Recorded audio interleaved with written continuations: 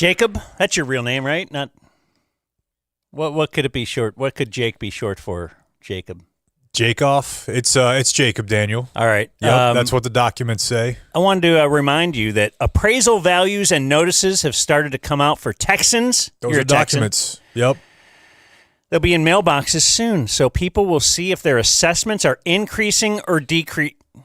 How often do you see a decrease on your property taxes? Yeah. Well, it's the opposite of mailbox money. Ownwell, though, can find savings for you in there. It is a flat real estate market. Tell me a little bit about that. You just know that. And there's going to be many opportunities to find savings for homeowners this year. So please, we want to send you to ownwell.com/thedumbzone. We love all of our partners here, but if we were to stack up the savings pound for pound, I think everyone would have a hard time competing with Ownwell. The amounts of money, hundreds and thousands of dollars they've saved people on their property tax bills. You don't pay them if they don't save you anything. No, I looked at the thing, the receipt they sent me, and I said, cha-ching.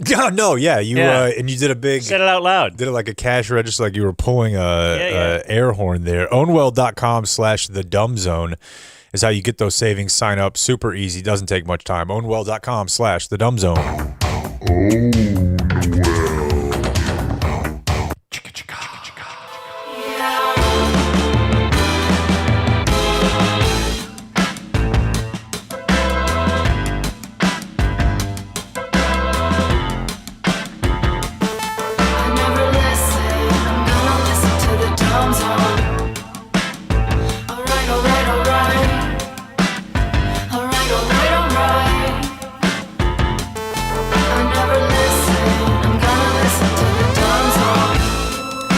Hello, friends. Happy Thursday. It's Thursday, right? Yeah. It is the Dumb Zone. It is our show number 535, approximately. I'm Dan McDowell. I'm Jake Kemp. I'm Blake Jones. Foodie CK also here as Whataburger has brought some food in for us today. Bruh. Is this new stuff? What do we got? Oh, it's the picture of the Whataburger box. It's empty now. Everybody's eating the Whataburger. Yeah, our man downtown, John Kukla, came in here and had some fries. He did. He made the very rare I'll just have some fries selection. Didn't want a burger, didn't want a salad, I'll just have some fries. But the burger, the bacon steakhouse double, Dan. That's what we're talking about here? Oh, don't forget that banana pudding shake. I already ate one or drank one of those. That's Dan's game, but I think I might be entering the realm of my shake portion of life. Yeah. It's fun. It's good for you. It just banana. You know what? I don't even really know how you make a milkshake, if we're being honest. But something that I notice is when you look at like the calorie intake on a few scoops of ice cream, it'll be one thing. And then you'll look at a milkshake and it'll be double that. Mm-hmm. So I'm always like, is it really double as good? Yes. Mm-hmm. In the case of the banana pudding shake at Whataburger, it's his. Because you don't have to use all the arm muscles, you just to dig the ice cream out and stuff. You're just like, there's got to be a better way. Yeah. It's ready to eat. Shout out to Whataburger. Quick follow-up, of course. The other day I told you guys I would work out at 7 a.m. Did I work out at 7 a.m.? Yeah, on Tuesday. I had a 7 a.m. workout, but it just threw my whole waking up time out of whack and getting out of bed and all that kind of stuff. And everybody told me, and you told me, and Blake told me, and Max told me. He's like, it's going to be great. You're going to love it, and then you're going to be done, and you're going to feel like $100. And so, it was something to be done, be at home then, and fully get to prep for the show still, and then... Because I've been working out like at 9:30-ish. That's crunch time. 10 a.m., right before the show. And so you're like, you're going to feel great at 3 o'clock. So I got home. I think I went right home after the show, which I rarely do, but I went right home. So I'm at home like at 3:15, dead. Felt like ass all night. No. Could barely move. The next day, just dragging. Business Wednesday, I felt it just... It's the adjustment period. Stuck with me. And even woke up late this morning. Like, I'm still feeling the residual effects. I just want to say there is too early for working out. I was back at the gym this morning at 10 a.m. I'm going to tell you about it, and I'm going to tweet about it. I'm going to show my workout, show my progress. So, yeah, I just want to say you were wrong. They were wrong. Max was wrong. I didn't feel awesome. I felt terrible, and it's been 3 days, and I feel better now that I think I shook it off me by going back to the gym, and I'm back into my routine. And this was the lesson that you've always told me that you tried to send to your kids, right? That if you do something that's going to make you better in the end, if you can bail on it right away when it gets hard, you should. Absolutely. Absolutely. Like, you can make an immediate assessment on whether this will work for your life. I actually can't say that's why that it's going to get love better. at first sight. You'll know within 5 minutes if you're going to get married. Yeah. No, I actually can't tell you it's going to get better because some people it's just different. But if it were going to be good, it wouldn't happen on day one. I would think, although I did kind of tell you that. Yeah, we'll see. We'll see if he schedules me for another one, I'm going to do it. But we'll see. Yeah, I mean, you just got to go to bed earlier, man. You might be a guy who has to face down the barrel, because let me tell you. I'm working it down. Let me tell you when you're really. I enjoy the going to bed. When you're really screwed. It's when the time changes and you realize that occasionally, maybe 2 nights a week, if you're lucky, you will go to sleep and the sun will not be all the way down. Ooh. Insane. That does seem insane. But you're talking about working out at 7. What do they call it? The circadian rhythm? Yeah, it's a circadian rhythm. It involves a lot of bubble screens. Yeah, and a monkey. Yeah. No, I think you're saying you're working out at 7 instead of 9 or 9:30. So you should be going to bed 2 hours earlier. Ooh. If you did that, then I'd get up earlier and then eat if I could have my full meal. You might not have to get up early. Well, I guess your body, you would. Well, whatever. I'm just trying to tell you, sometimes they're lying to you, kids. Yeah. Yeah, I mean, most people don't die from drugs either. Yeah, like handle your high. Or just trust luck. I never wore a helmet. Look, everything's fine. That works too. Why wear a seatbelt? So we have a lot of stuff to get to today. We have Fox 4's Lori Brown. She's a reporter. She's on the scene. Yeah, she'll be here in the Game Day Men's Health Studio, gameday.dumbzone.com. Just want to give them a quick plug. Love them. We'll have a handoff, and in betwixt there, we'll have viewer mail where we will follow up on the question, or maybe we just need to have a new segment called "Are we bullshitting with Shoddy?" So we actually find out how many of the stories he tells are complete nonsense. But before that, let's do a sesh. Ooh.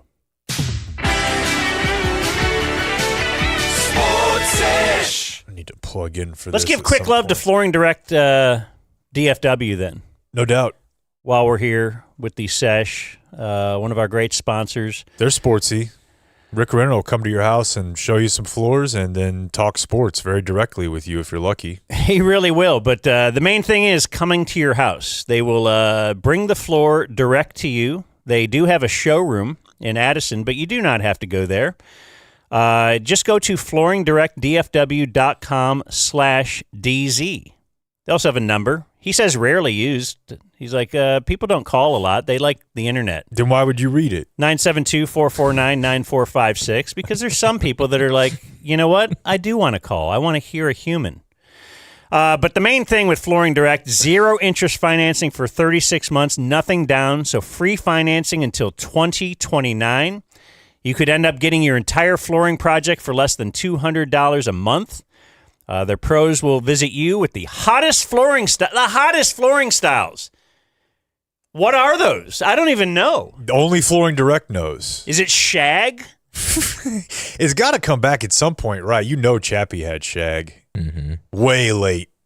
Way late. It's coming. It might be coming back. It might be. And if you want to get it from Flooring Direct. The website again, flooringdirectdfw.com/DZ. I'm getting better. The estimate is free, too. I'm getting better at starting the music early, though. Our clothes are the nicest. We've got the best prices at Flooring Direct.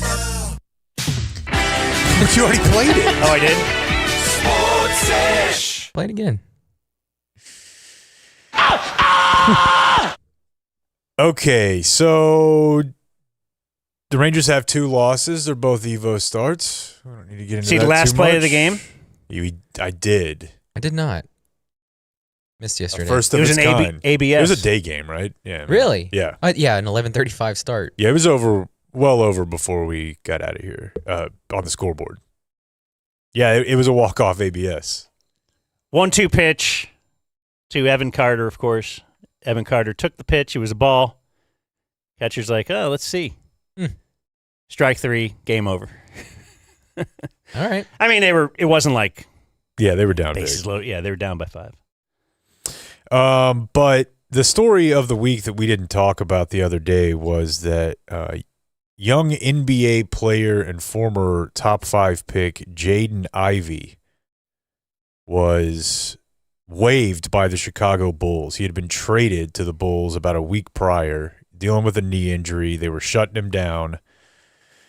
And I can't tell you that I knew a ton about this guy other than his name. I see him on like fantasy box scores, but I didn't know this backstory at all. You know, hand up. My NBA knowledge in the last 14 months has fallen off. If this guy was going nuts 5 years ago, and I don't want to say that's already loaded, right? Saying going nuts, because I think that's part of the debate. 5 years ago, I might have known. I didn't know anything about this at all. But in what's come out afterward, it seems like the story is being presented as he was, and being presented by some pretty big names like Shams in his tweet over this. It's being framed as he was fired for an anti-LGBTQ rant, which he did go on. But really, he's just speaking his religious beliefs. I think it's if there's probably something that would frustrate Christians or conservatives about like being called anti-LGBTQ, or like he's just saying what's in the book. You know what I mean? He's not, I don't know. I'm not anti, I'm telling you this is what the book says and this is how I think we should live.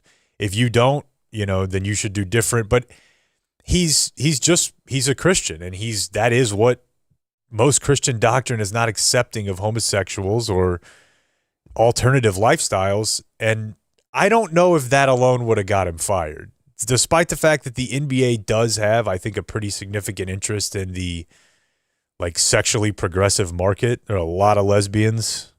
I don't know, but it probably applies broadly. But I don't know that alone would have got him run, but that alone is not all he said. He went on what I would say was a schizophrenic tirade. You know, if you follow enough social media and you walk by a homeless person and they'll give you their, you know, New World Order takes, he's somewhere in between that and being a regular person dealing in reality. Like, he's able to get himself on a plane and is able to turn the phone off when he's live streaming, when the flight attendant is like, cut that. But while he's live streaming, he's ranting about how Steph Curry is a fake Christian. And LeBron's titles won't mean anything before the kingdom of God. And whoa, I know. I thought there was a way to get you in here. And, you know, he's not just saying I'm not someone who's accepting of these lifestyles. He's saying, and also the NBA shouldn't be celebrating this, and this is a bad bit that we're being forced. This is being forced down our throat. Now, as our friend Ethan Strauss pointed out, I don't know what he's talking about. I don't think the NBA has a scheduled Pride Night. I think each individual team might. But like the NBA having is there a Pride Month? Is there? I don't think there is a. Yeah, we celebrate all this month. I think he's shooting at a non-existent target, which is just that the league is generally okay with it. You know? Yeah. So I don't even know what set him off. They're not making you take away the rainbow crosswalks. So I guess the point is that he went beyond just having some beliefs that are contrary to what might be thought of as like conventional, progressive, forced upon you values. Like, what else was he doing in what you say is a schizophrenic rant? What else was he touching on? Well, I would actually say that if you said, hey, my coworker, the famous one, his religion is fake, and you said that to the public, that's already like this guy might be nuts. Okay. What does that have anything to do with anything? But I'm also hesitant to use the term schizophrenic because then you go deeper, further into it. He's got multiple interviews where he is outlining being sexually assaulted badly as a child. A lot of trauma. So when he's saying the Steph stuff, he's basically saying you're fake because you're not ranting against Yes. the NBA's because he prioritizes the acceptance of worldly, hedonistic ways. He called Catholicism a fake religion, which is professionally troubling for his mother because she's the head coach of women's basketball at Notre Dame. So he's just doing a lot of hellfire and brimstone stuff on there, like God won't hear your prayers if you're a sinner, and you will all be judged, and just that sort of thing. But he went beyond that. He spoke about the league's policies on it. He spoke about coworkers. Like, you think Jay King could go to the Dallas Morning News and just start ranting and raving about Corby and be like, this guy's a fraud? Well, like, that might be a key, what you just said right there. He's Jaden Ivey. Right. He's not. No, but he's probably not. I think Steph Curry could go on ranting about somebody. He might, but he would lose. You're right. It's all a spectrum, and it's all a continuum. He wouldn't be cut. You deal with him somehow. Kyrie got slapped on the wrist. Kyrie. And it was also during a time whenever he was causing several other problems. He was not performing at a super high level. And then once he got to Dallas and played along and played at a high level, he went back to live streaming and gets away with it. So you're right. I think at the end of the day, the production or lack thereof had a lot to do with it. I think the invoking the name of other superstars, they're all about the brand, That's all they give a shit about. It isn't about protecting gay people. They're like, dude, are you fucking crazy? You're they don't talking like about gay people. They don't hate Steph gay people. Curry and LeBron James. They might hate. It doesn't matter. You can go through NBA players' Twitters. I'm just saying they like what it's is not the a position. financially best thing for them. You might as well, if you're out there talking about Steph Curry and LeBron James, you might as well, you'd be better off talking about Jesus Christ himself as like negatively. Because those guys are worth all of the money to the league. So that's where you cross the line. Mm-hmm. And then TC's other point, because he grew up a Bulls fan and is somewhat Bulls adjacent, is the Bulls are a terribly run organization. And this feels like a move that you would have done in 2015, where a guy's having a mental breakdown and you're like, ugh, get away. Like a more passionate or compassionate organization might have said, "Hey, bud, you're about to throw it all away. Like, let's work with you on getting these beliefs into like a productive way where you're not just talking about your coworkers and employer." Is Detroit the real non-passionate? Like they're the ones that they knew his bit and traded him. Yeah, like, and I guess part of that let's give this problem to someone else. They don't know about his off the court stuff because that's what I've been reading is like him off the court. Yeah. Like teammates don't like it. Like it's just too much. It's too much. Yeah, that he would routinely ask reporters about their sex lives. Like, are you having premarital sex? Are you fornicating? Yeah. Before love, and then or before marriage. And I saw somebody who's like, but for them to be like reporter, yes, I ate some pee. What about your 3 points and 8 rebounds? But these guys are calling the dumb team, and God, Nico's not around it. Let's call Chicago. That's a good point. Yeah. And cool. And they just unloaded him, and now it's somebody else's problem in Chicago. Now they're real like 1 week in, and like, God, we got enough issues. We just don't need this too. Then lump the Pistons in there with them. I think anytime you work for an entity that has this much money, nobody should be left behind through these sorts of like this is the most resources an individual who's struggling could ever have in the history of humanity. Like they should take care of him. Yeah, well, what's the guy who slept with LeBron's wife? Was her mom? Delonte West. Yeah, it was. I know. He obviously had millions of dollars, and the help of those around him, and Mark Cuban tried to step in, and still, if you have in that case those problems. If that all happens to this guy and he's still doing this, but that's like 5 levels down. Yeah. You know what I mean? There's still, this dude's young, just kind of says his family's not talking to him. And there's certainly a way to be outwardly religious But yeah, and there's a certain respected level though and that get your message across. And it's also not political because and maybe this people would say it's racial. I watch the Trump dance in the NFL every weekend now. Like Nick Bosa's, those guys are not being shy about their support for the president. And it's fine. is that necessarily say support for the president, or is that this funny? Like you're almost making fun of him. Like I like the Trump dance. I don't know. When most of the guys that I've seen doing it, I've also seen like photographed with him. Okay. It's harder to tell, but some probably are doing bits. Yeah. Former NBAer Swaggy P, Nick Young himself, decided to go live on Instagram. It looks like he's grocery shopping. And he's a guy who I think is more than just sports funny. So I want to play you a little bit of his rant. You said something about Steph Curry. Oh, yeah. You talk about Steph Curry, you called the golden child, not a Christian? Oh, yeah. God might even do something to you for that. God don't play about him. What other nigga you know that's 6 feet and the best player in the NBA? Jaden Ivey, your best bet now is just be gay.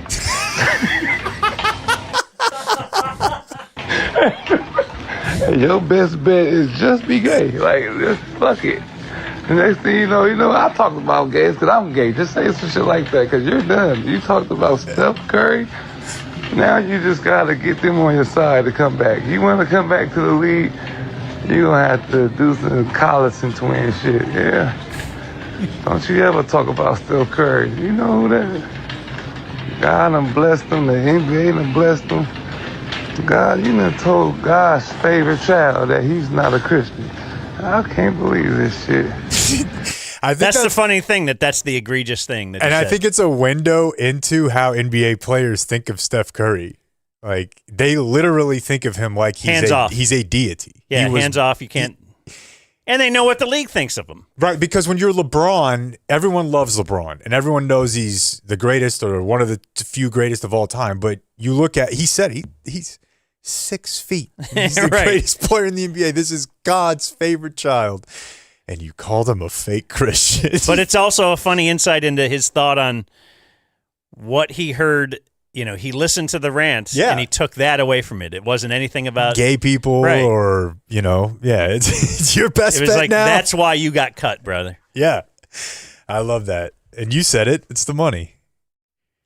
Do we want to do any other Seshy stuff today? I have one more baseball note. Okay. Now we follow the story of C.B. Buckner. Oh, yeah. And C.B. Buckner actually was knocked out of a game yesterday. He was behind the plate for the Brewers game. Got drilled with a foul ball. Yeah, got drilled with the foul ball. And Made me wonder if MLB players, one of my favorite episodes of South Park, obviously, Loser Ball may be the title of it, but it's when kids are trying to end their Little League Baseball season. And so the best teams know how to get outs on offense. They know how to hit the ball to the gloves of the defenders and generate outs to end their season. And it made me wonder, like if I was the best 0.01 percentile hitter at the plate and I wanted to park one in this idiot's face, could I? yeah. No way, right? Doubtful, but you got a bat in your hand. It's not going to kill him. Mm-hmm. Just knocks him down. So he's okay, right? It's all Yeah, good. he's just all 63, and he's C.B. Buckner. So now he's going to That's be a gonna be the headline thing. in every game Well, he won't be alone. because apparently, I don't know. It just seems like if you know an umpire, Yeah. this is all part of this new world we live in with With ABS?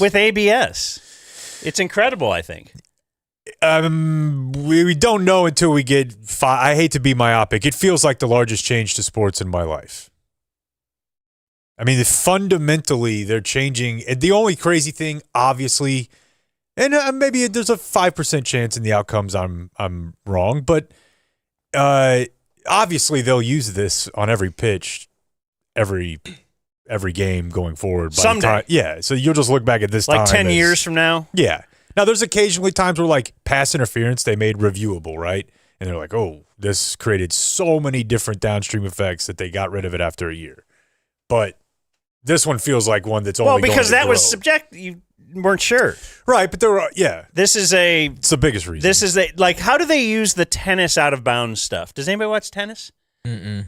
Yeah, I mean, Because it's a laser, they have I think. the laser thing, but is it for every Yes. call, or Yeah. is it like just if you challenge them? No, it's every call. Okay, so it's not even like. Yeah, you're not even. I'm pretty sure about that.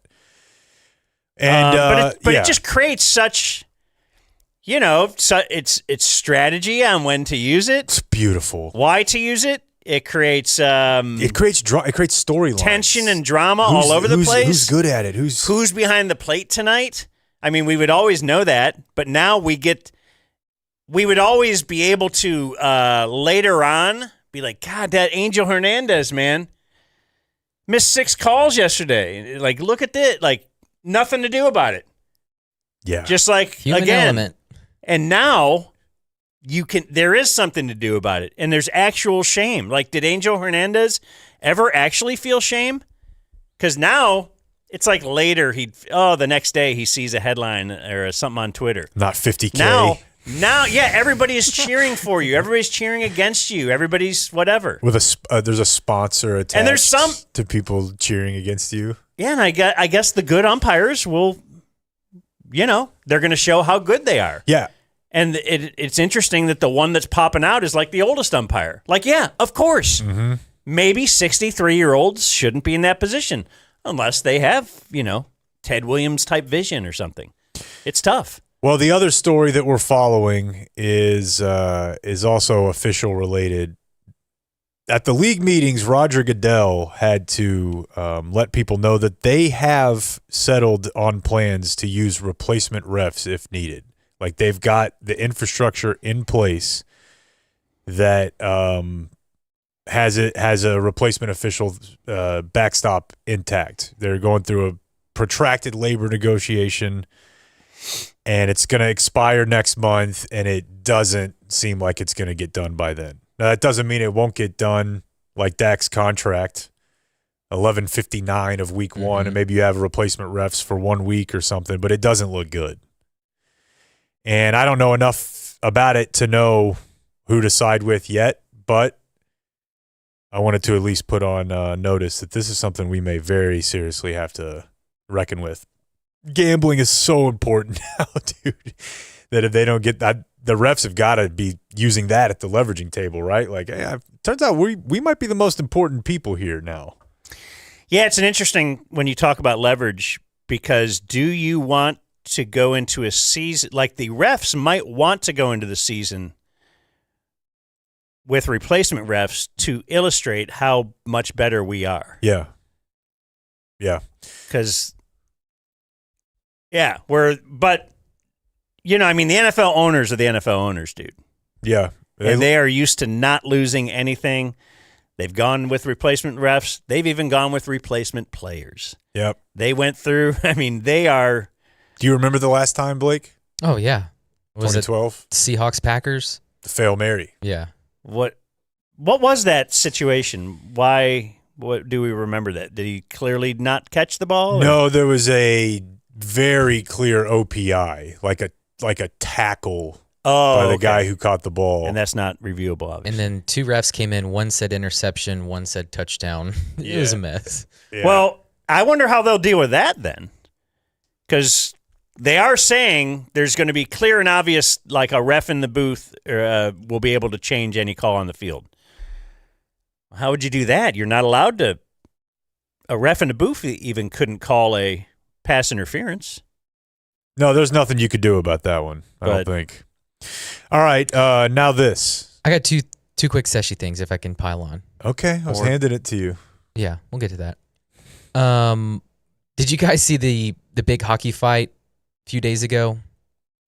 Does it involve municipal employees? No. This is not the firefighter and the police one. So there's a guy whose name I'm going to butcher, Gudis, for the Ducks, who laid a hit on Austin Matthews, who's a really good player for the Maple Leafs, and ended his season. And so then the Ducks and the Leafs play again, And as soon as the game starts, we drop the gloves. We got to fight this guy. Everyone is giving us props. He didn't throw a punch. He kind of took his punishment. But my thing is, like, he knows he's going to have to do this for probably a couple weeks. Mm-hmm. And if you're in the heat of the moment and you want to fight, you're all about it. But just knowing you're going to have to take an ass whooping for a week and a half, that would kind of suck. Yeah. I wonder if you know who you're going to fight. Maybe for these guys, that's because we haven't been in that many fights. Maybe for these guys, he's just like, all right. Just whatever. Yeah. I mean, this is my job. Yeah, I think it's pretty clear. Like, he was not going to throw a punch. He's like, you're fine. This is what you want. But I don't know. Thought that was kind of cool from the hockey side. Then the other thing is a bad bit. So a few weeks ago, a woman was caught texting at a Spurs game. And I love this. If there's someone in front of me texting, I'm looking at it. I got to get one of those screens, dude, because I just use my hand. What are you hiding? I just don't. Like I said, I don't think I like the idea of somebody just being able to look down at your phone. I don't. It's weird, and it's because I sat on press row or the auxiliary row for 10 years and saw the text messages of all of the middle-aged men in DFW media for years. Mm-hmm. 72-point font, and I'm like, I don't ever want, hey, honey boo boo, or hey, honey bear. I don't want it. It's great entertainment. But the people that should be hiding, you're right, should be hiding their screen are the people who do stuff like this. So she was texting in the biggest font and texting with one finger, doing the slow type that the olds will do. And she said, a lot of crazy Hispanic fans, all Hispanic, how can they afford it? She's talking about Spurs fans. It's a Spurs game. Well, now she's saying, how can they afford it, though? She's there.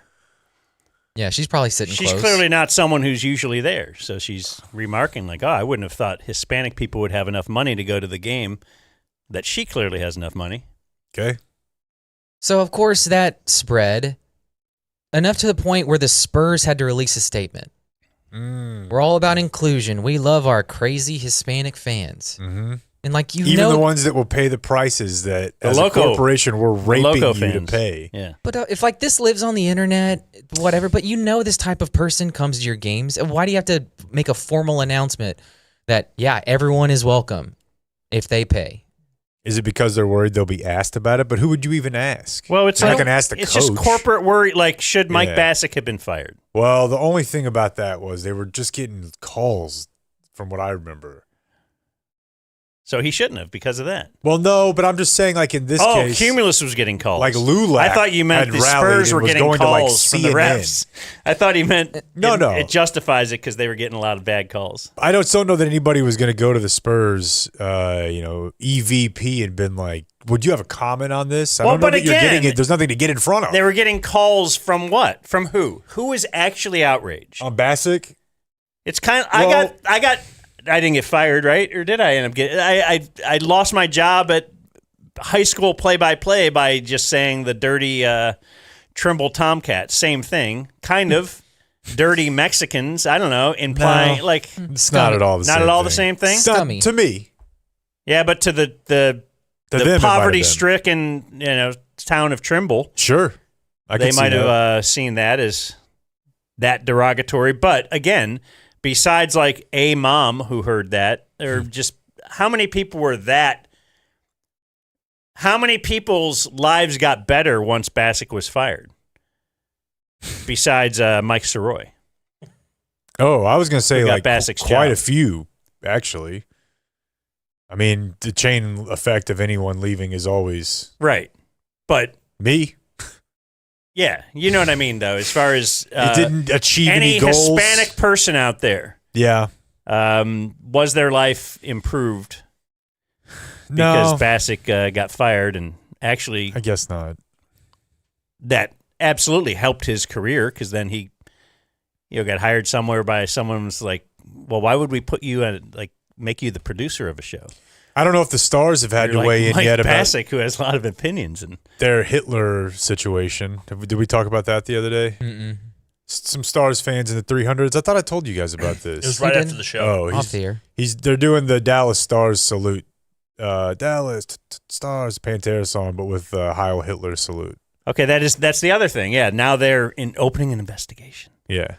Like, okay, these are clearly like high school kids, right? This is high school, college. I mean, I could see young Jake or young Dan. I don't know that I see you as that kid, but me as a young, you're just you're making Challenger jokes the day after. You're making 9/11 jokes the day after. I don't know why I never thought to incorporate the salute because it's right. We never did that either. The salute, the N-word, but now it's in the. I don't know it's why. in the news now. It wasn't in the news as like people are doing it. Right. It was thought of back then as just being a thing you would just actually not do. Right. And now it's kind of a thing where I don't know, some kind of like these people that support. Yeah, they seem Nazi-ish. Like there was no me growing up going, oh yeah, look at these Nazis who are getting somewhat kind of support somewhere. Right. But that's an outward demonstration. But for someone to zoom in on someone's phone, like that's different. Yeah. Yeah, they're trying to draw attention to themselves. I don't know that the team should have to do anything in either case, but right. Yeah. And so, and we talk about this all the time. Just because it lives on Twitter for how many thousands of people, like that's not real world stuff. I don't know. I just thought that was a little overextension by the Spurs. No, it probably is. And you know what else, Dan? Well, the following thing that you will hear, I don't want to mention it because it's back and it's very exciting, but it's going to be brought to us by fairlease.org. That makes sense. Fairlease.org. They lease cars and they're fair. Anyway, why you went there and you kind of really have all the lowdown. I still don't quite understand. Why is the fact that they are owned by the Texas Credit Union or the Credit Union of Texas, why is that better for you? There's no third party involved here. There's no bank that they have to call. You're not getting the loan from another entity. The loan is just right there in-house. It's fair deals, transparent pricing. They can get you any car and get it here. If you have commercial needs, they've got you covered on that. We've got a couple of different companies with us, Travis with Community and others that have gotten like box trucks done. Whatever you're looking to get, maybe a used lease for your kid's first car. They've got you covered. They can get it done at Fair Lease. The phone number is 972-705-4815. Connor or Nick for Fair Lease details. Fairlease.org, 972-705-4815. Fair Lease when you don't know what to do about a car. 'Cause car stuff is hard. But not with Fair Lease. You don't need a dealership, baby. Let's do the handoff.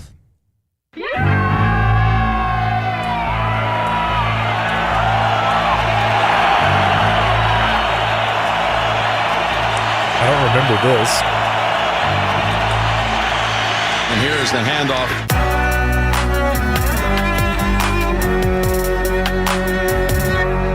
The handoff. Been a while. Good to be back. Welcome. Do you find yourself entering in the establish the run phase? Email me. Because we're going to begin with user submissions. Beginning with Ryan in Saxy, who is tired of thanks in advance. I feel like it's a fairly recent epidemic, but I get it once a week now. I come from a time when thanks was earned before they were given. Damn, that's a good point. Nothing makes me want to do something less than if you thank me in advance for whatever thing you would like me to do. A participation trophy, thanks. I will aggressively not do it if you say TIA. Wow, I've never seen that. I've seen TIA. Okay. But I've never thought about how disrespectful it is. It really is. It is a little condescending. Oh. Am I your slave? Yeah, I need you to do these 6 things thanks in advance. You've completed the transaction, have you? So sure you're going to do this. Yeah. Right, and in a way that you want to thank me for. No, sir. That's just putting a lot of pressure on you. Chains. Yeah. That's a good one. That's a really good one, Ryan. All right, one more. This comes from Hot Girl Jordan. Says, hello, my Beehive King. I come to you submitting this annoyance that is growing more and more. Apps. I own expensive fish with high-tech filters and lights. App. Automated watering and fertilization system for my backyard. App. Pay my city utility. App. Philips lighting system. App. Vet appointment. App. Everything is controlled by an app. Yep. And we got a new sponsor coming up soon. It's going to be app related. It's the way of the future, man. Think about it, though. Let me try to sell it to Handoff guy. it does make all of your discounts easier to keep track of. Yeah, food stuff for sure. Okay. But I went through this where I switched home internet provider, which means get new router and password, which means you have to update every smart thing in your home. Oh my gosh. It's all China anyways. Then you got to get the app for the thermostat. Oh, you got to log back in. You got to change the settings. The TV. Everything. Wow. The sprinkler system. You're right. Yes, it's just ridiculous. The pool, if you got a pool app, like that controls your pool equipment, that's a beating to get back to your Wi-Fi. Yeah, I guess For sure. I'm not doing a ton of that, but Your garage door. ooh, yeah. I don't have the smart garage door, but yeah. I don't either, but I'm just trying to think of all the different. Trident, folks. Yeah. Do you guys ever just Trident access solutions. like pull up your speed test app and be like, "Fuck yeah"? Yeah. Okay. I do. Your what test? Even though Your you don't. speed test app, like your What's speed test? your upload. Just to see how fast your home internet is Fast.com. getting. Yeah. Oh, okay. Yeah, yeah. And sometimes I'll pull up like I the, used to, the like, Eero right- app and look at it like it's an old Thunderbird. No, when Wire Will Look at this bad boy first purring. did it, I was checking it every couple days or Yeah. whatever every day, and now it's just always really fast, so I Yeah. don't check it. All right. Those are users.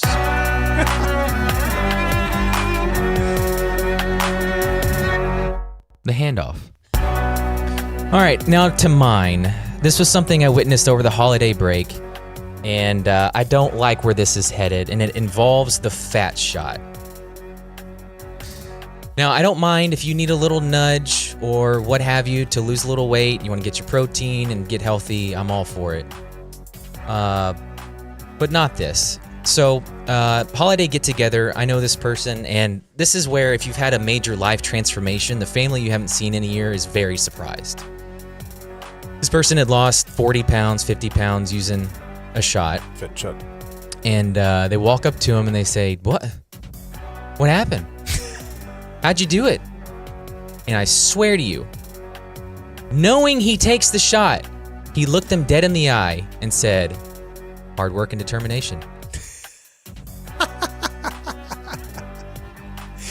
Which is not untrue. Those things were involved. If you're getting a little nudge, just admit it. He's not eating celery. No, listen, I admit it multiple times a month. GameDay.dumbzone.com. They have 12 area locations. I'm on peptides. I'm on the T. I feel like Superman. And if anybody asks me, I will tell them they'll get 10% off TRT for life. I have nothing to hide. They got some Yeah. weight loss stuff too there. They got some Yeah. everything stuff. Yeah. I was in there the other day, and he's like, "Hey, how are the 157s? That's a peptide working for rehabbing your wrist." I'm like, "Good." He's like, "What do you want to do next?" I'm like, "Yeah, I mean, for me, I'm good." He's like, "But we could do anything though. You want to be more tan?" Just be honest. Yeah, guys are doing stuff. Yeah. Yes. It doesn't matter. Yeah. Girls are doing stuff.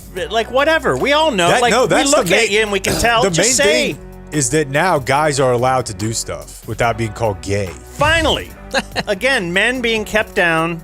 It's It's okay. been happening for decades, for centuries, for eons. People are going to judge you And by we're- your we're appearance finally anyways. catching Be up. like, "Oh, you look old. You look beaten down." You might as well catch up at GameDay.dumbzone.com. And when you do, wear it with pride. Unlike this jester.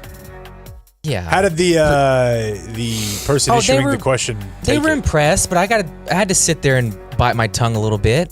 Oh, because see, I'm the type of person, I probably wouldn't do this anymore, but I would ask knowing. You know, that may be a Dan move. Oh, did you? You up at the gym at What's 7? the routine? Yeah. Yeah? Yeah, how are you big doing? sort of calorie deficit we in? Yeah. So yeah, if you're gonna get a little nudge, don't lie about it.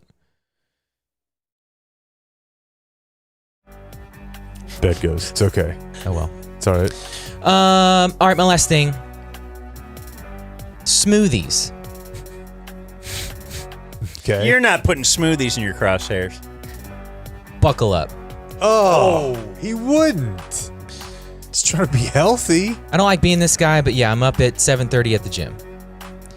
When you are up that early, trying to sneak a workout in while the family's asleep, and then you got to get to work, there are 3 things that I need in the morning. After the gym, I need protein. At some point, I need caffeine, and I'm going to need a little breakfast.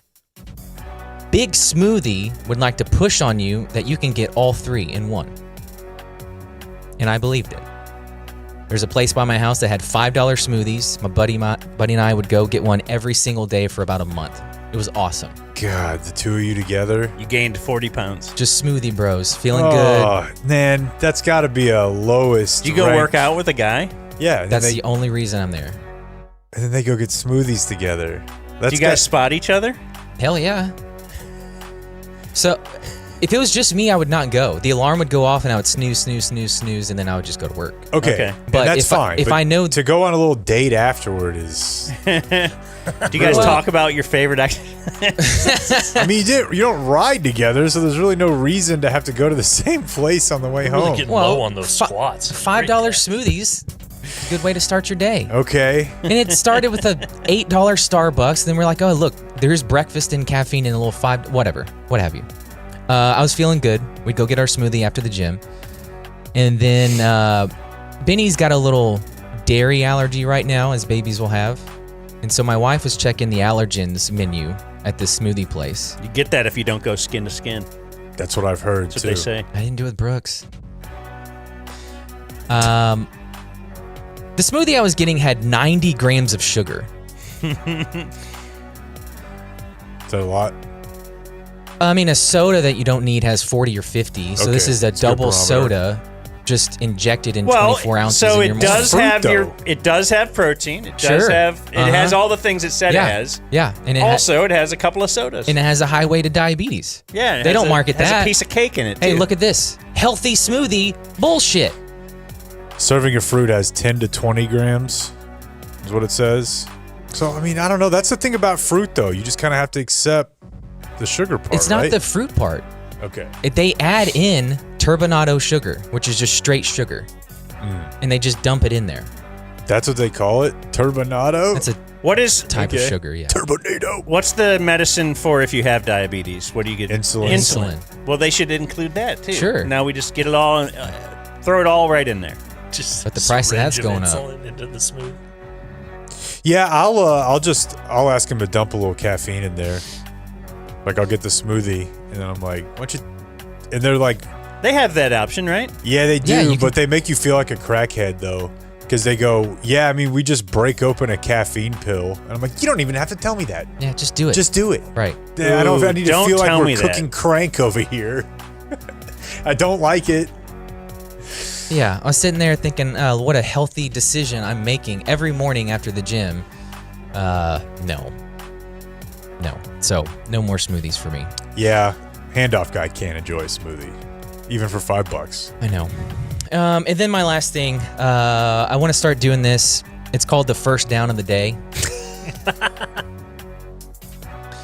These are establish the guy moves that you make in your life that I want to hear about. I want to share. I have a buddy. Yeah. I love hearing this. And I'll start it. This is something I did last week. Had to get food for the family, 4 dinners because we had company. Everyone wanted a drink. Hey now. Our nephew is staying with us for a week. Okay. Nothing special.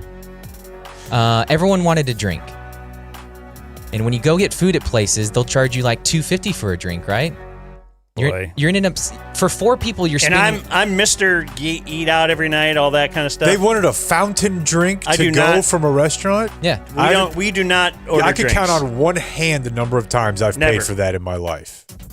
That's insane. You're gonna drink water or whatever we got at home. Because the only reason to get it, in the event that you do get it, is to fill it up 4 times and get your lick back. you don't get a fountain drink and take it home. No. Yeah, because if you're doing That's the math, psychotic behavior. it's like It really is. I it's just $2.50 for a drink. If you get 4 of them, that's the price of a meal. pop in a Conoco. That's two Sure. 2 smoothies. So here was my establish the run guy move. I didn't say anything when everyone wanted a drink. Bought a 2 liter. He probably did. Yeah. I said, okay, look, we're all going to get Sprite. All right. So then I go get the meals, no drinks. And then I run to my gas station where I have a Chug Club membership. It gets even better. I go in there, I get the biggest cup they have, which is a 50-ounce cup. I fill it up with Sprite, take it home, and then just pour it out for everyone to have a Sprite. He's like a mama bird. He goes out and secures his value soda to take And home. you don't get ice in that. You fill it all the way up. No ice. You can That's put ice so in the good. cups to get more of the Sprite. I applaud this. So thank you. That's my first down of the day. I would love to hear yours. Email me, blake.jonesradio It's really good. gmail.com. It's really good. And that is your handoff. The handoff. Yay.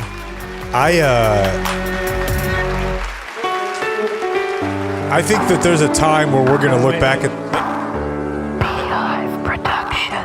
I love hearing that. My bad. Here. I think there's a time we may look back at the story he just told as one of the most old man of all time. Filling up a value cooler cup at a gas station and redistributing it into other cups at home. I get 2 free drinks a day. I got to use them. Somewhere Chappie's That's shedding awesome. a tear right now. Yeah. She's I right love there. it. Why don't you bring her in? Show her where to Speaking to go. of saving money, Dan, I don't know. I don't.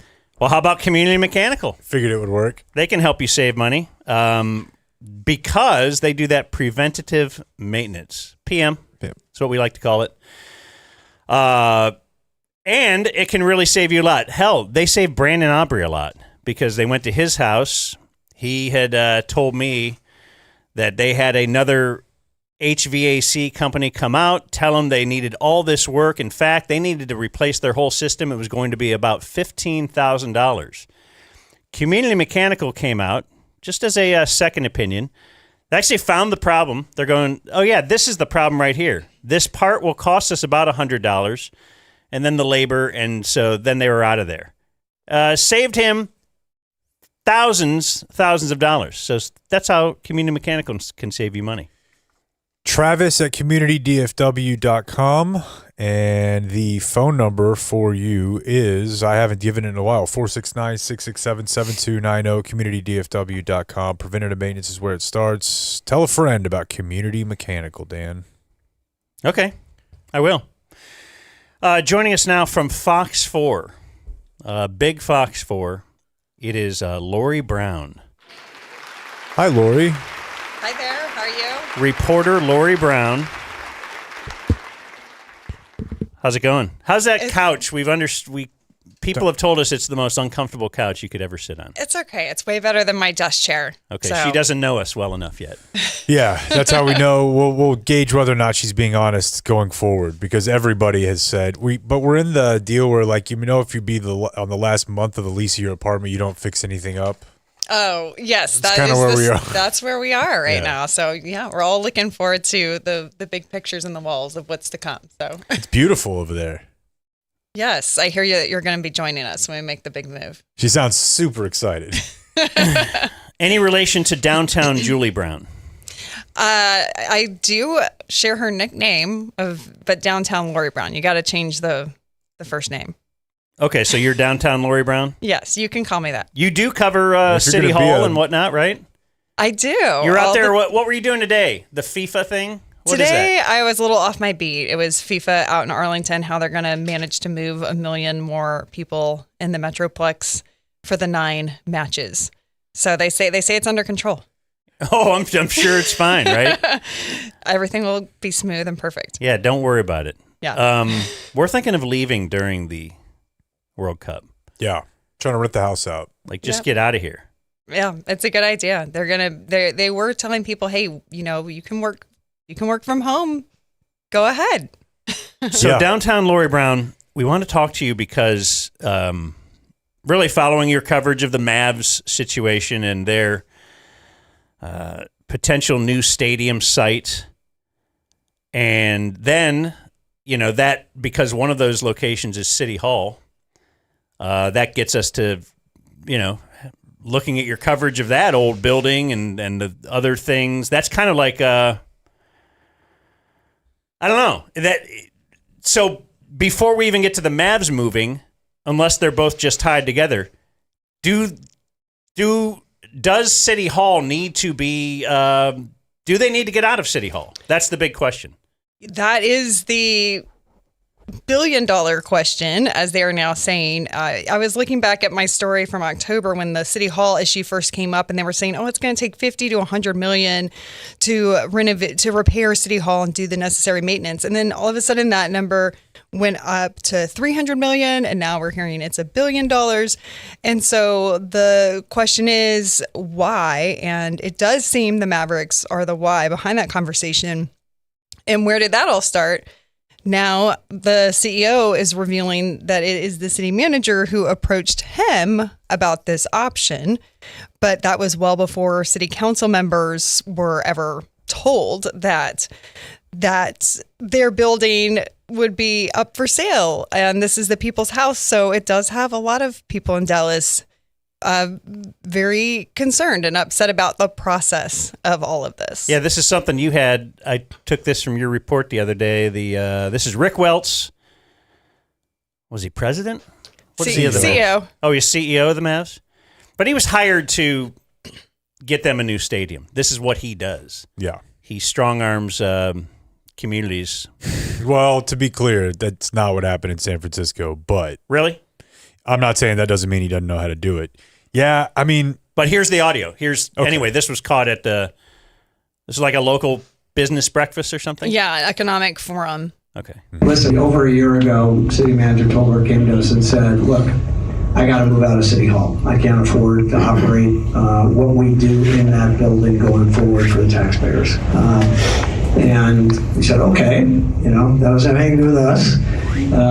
But at some point in time, you'll tell us what's available. And then we can sit down and have a conversation about it.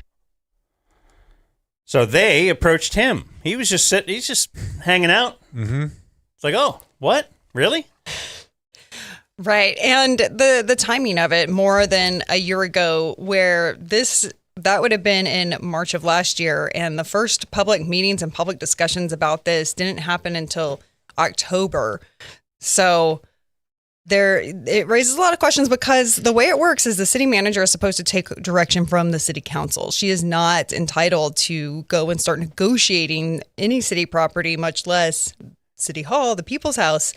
That direction needs to come from city council. And so a lot of city council members are very upset at that comment because they were not in the loop about these negotiations. When were they going to have to make a decision by? So when was the lease? What are the terms? So the Mavs CEO, Rick Welts, says that they need to know something by July. The Mavs do? Yes. Okay. Did the city hall situation have a timeline of there's no like S or get off the pot moment with City Hall? They've been delaying the maintenance for years. So It seems that I'm just trying to think from the position of the city manager if she would say like, well, yeah, I mean, I of course what do you think I was doing? This building has been falling apart. I was doing due diligence. I didn't need, you know what I'm saying? Like her thought is this is what we needed to be doing. I was just doing my job. Right. That is the issues that the proponents of selling City Hall, they really point to these years and years and years of deferred maintenance that have now added up to leaks in the parking garage, plumbing breaking down. And they say that those expenses add up to $329 million in repairs. So a lot of people are pointing to that and saying, well, it would be more cost effective for taxpayers for us to move out. And no one wants to lose the Mavericks. Everyone wants the Dallas Mavericks to stay in Dallas. So that would be the reasoning for vacating City Hall. Yeah, and it's kind of like if you cared about it so much, why didn't you care all these years?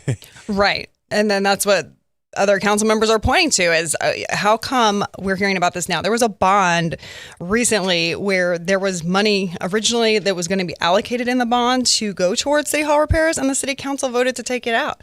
So, and I am in that City Hall building all the time, and it's not this dilapidated, broken down building that people who are trying to sell the idea of getting out of City Hall, it's not exactly the picture that they're painting.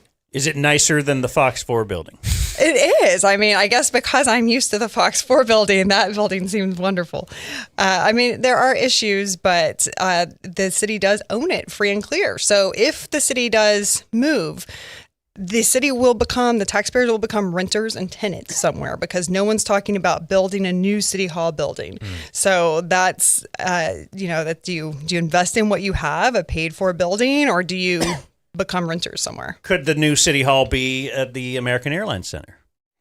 And then they could just flip back and forth. I mean, hey, there was a time where they were floating Amazon taking over Globe Life. Right, being a warehouse. Yeah, that it was going to warehouse and office space. I always say paintball is your best. So back to, it was like a couple of years ago. Well, I'll get to the couple of years ago thing in a second. But just last year, like you said, they were like, I don't know what it's going to cost. Maybe 50, maybe 100 million. That right there, to me, always seems crazy. Like, I'm not sure. Spitballing, like that's a lot of difference. Right. But if they can just so loosely throw those figures around. So then they finally do a study, and like you said, now they're saying the study is like saying it's 330 million. And then I saw you interviewing somebody who was saying, yeah, but if I look at their line by line on what the 330 million is, they're saying we need a whole new heating system. And we paid $2 million for one of those 2 years ago. Right. That reminds me, like, I had to buy my daughter had a used car, and the engine just died, and we had to get a whole new engine put in for like $9,000. And the next time we went for an oil change, a few months later, whatever, they pulled her aside and said, man, this engine, you could just tell because of this and this and this, and it's clearly pretty old, and we're going to have to do this, and you're going to, like, and she's the one that I didn't remember. I was like, oh, man, I guess we're going to have to do all this stuff. She goes, yeah, we just got a new engine. Oh, yeah. Huh. That's a brand new engine. So they're just lying there to try to, because I don't know. They would have had me. And I don't know. Most people just don't know. Like, 330 million. Oh, okay. And then this guy who was around and voted for the 2 million, it's like, wait. So what else is wrong in that estimate, right? Is that the whole thought? Exactly. The councilman that we talked to said that this cast doubt over the integrity of the entire thing, because if they spent months in the building inside, they're physically assessing everything. That was their claim. So how did you not realize that this heating system that you're saying needs to be replaced, it was just replaced and it is still under warranty? So who is behind? Like, clearly the Mavs would want that, right? They would want the estimates to be going higher and higher, but who, like, let's figure out who's the person. Who's commissioned with finding the estimate? I think that the people that have been commissioned, they all do have a financial interest. There's people that stand to benefit from selling City Hall, or if they're the ones that are chosen to do the repairs, they would likely be the one chosen to do the repairs because they're now the experts. So everyone has this financial tie, this panel of experts. So city council members have said, hey, we want to get a whole new estimate. We want to throw that one out and get an estimate done by a third party who doesn't have any bias or financial conflict of interest in the ordeal. So they just paid what for this one estimate, and now they're going to have to do it again? And that's a good point too. Yeah, but that's... While wasteful, you'd rather do that than jump into something. You know what I mean? Like if you've already spent that amount of money and you got to spend 2% more to not blow something up. At the end of the day, when you're talking hundreds of millions, kind of sounds like you're going to have a tough time getting 2 civic wins here and retaining the team and the building. There is another option that the Mavericks have stated that they would also be interested in, which is the Valley View Mall. And that site really could use something to energize it. And there is more space to do some of the hotels and some of the other things that the owners of the Mavericks have indicated that they want more than just a stadium. They want a whole let's get the owners of the Mavericks more then. This is what bothers me too. Like, because they want like a 50-acre thing, right? Right. They got to have many acres because this is the old BS about the economic development that a team can bring. Exactly. Yeah. And the 50 acres is what they have said. City Hall is 11 acres. So I'm not entirely sure if it sounds like this is the site that they would really be interested in, but it almost seems like the Valley View Mall might be more conducive to what they're wanting with the size. So where do you see, if you had your opinion, where do they end up? Where do the Mavs end up? I think it is very hard to tell. The city is very closely divided on this issue. There does seem to be enough votes, I think, to go the direction of getting out of City Hall. But the public is very passionate about this in a way that I have not seen in any other City Hall story that I've covered in 10 years. There's a huge pushback against getting out of City Hall, giving up City Hall. So it'll be interesting to see what happens. Is it because the public loves going to City Hall when they get a jury duty, or is it because they love IM pay? No, or is it because the Mavs traded Luka? Well, I think that could have a lot to do with it also. I mean, people have had broken hearts over the Mavericks, and so if Luka was still with the Mavericks, would this have a different feel in this debate? It probably would. Yeah, I don't think. I mean, I'm probably way too hot take-ish here. I don't think the AAC. I think the Mavs would be staying in the AAC because I think Cuban would still be a lot more involved. Cuban being out it's now looked at as like, oh yeah, that's why it was allowed to happen. But I'm saying a world where Luka's still here, Cuban's still involved. Cuban was very good at keeping things kosher with the stars and with working things with the city. Yeah, them new owners they came don't in. Care. They don't. They're fighting the stars right away. Right. They're pulling out old contracts, going, "Oh, look who's in Frisco." Yeah. There's no chance, that they team up together and get a stadium together, is there? With the Stars? Yeah. No, it's very icy in that relationship. Stars are definitely going to be Frisco? I think it's Plano. And Plano, the Willow Bend Mall there. But I don't think there's not anything set in stone yet on that deal either. And some have even suggested that the Mavericks could consider that location either. But that could just be some bargaining power. Ooh, we might not go to Valley View. We might go to Plano instead. Oh, that the Mavs are looking at that site too. That's the rumor. Like if you're Plano, do you try to bid on that? Try to get the Mavs up there? I would think so. I mean, there might be some residents that push back about traffic and things, but it would be smart for them to do that. I don't know if it's just change, but it feels like Stars fans are upset about the thought of the move as well, even though they have a lot of Northern fans. Yeah. Like they like a night out and driving downtown type thing. The AAC kind of feels like the legacy extension of Reunion. The AAC is awesome. The problem is, though, it's not a problem, but it's a problem for the rich owners because they want to own everything around it, like we said. Or I don't know, did we overtly say that? They like Ross Perot owns all the stuff around the AAC right now, right? That's who's profiting from all of that development. But so, the new owners are like, we want our own. Yeah, and a basketball arena is not enough right now anymore. That they want something that can generate year-round revenue and is a casino on the horizon. I mean, that there's a big push to get the state law changed in that regard, and these are casino owners. So there's that piece of the puzzle too. How was the house party in Salina? Oh, that was crazy. we talked about it on our show. Yes. You actually went to that party. I was drinking. Yeah, I think I saw the movie 21 Jump Street with a lady. No, I don't know. Just got the video. It was not my video. Wait, so I saw the story on Fox 4's website, but so there's video from inside the party? Is that what you're saying? Yes. Okay. How'd they get that? Just kids cell posting? phones? Yes, the age of social media, Yeah. cell phones, lots of people. But that was crazy. I mean, I do feel bad for the owner, but at the same time, it's a perfect location for a party house because there are no neighbors directly next to it. A lot of field. Yeah, it is. There's probably been quite a few parties there that people have not noticed because of the empty parking lot for the college across the street on the weekends and the lack of proximity to other neighbors. Well, downtown Julie Brown, it's great to meet you. Great to have you on the show. We'd like you to continue to update us, perhaps. Sure thing. Thanks for having me. And we have a gift. We have a parting gift that we kind of give to all our guests. Now, I'm giving you this. We're giving you a Yeti.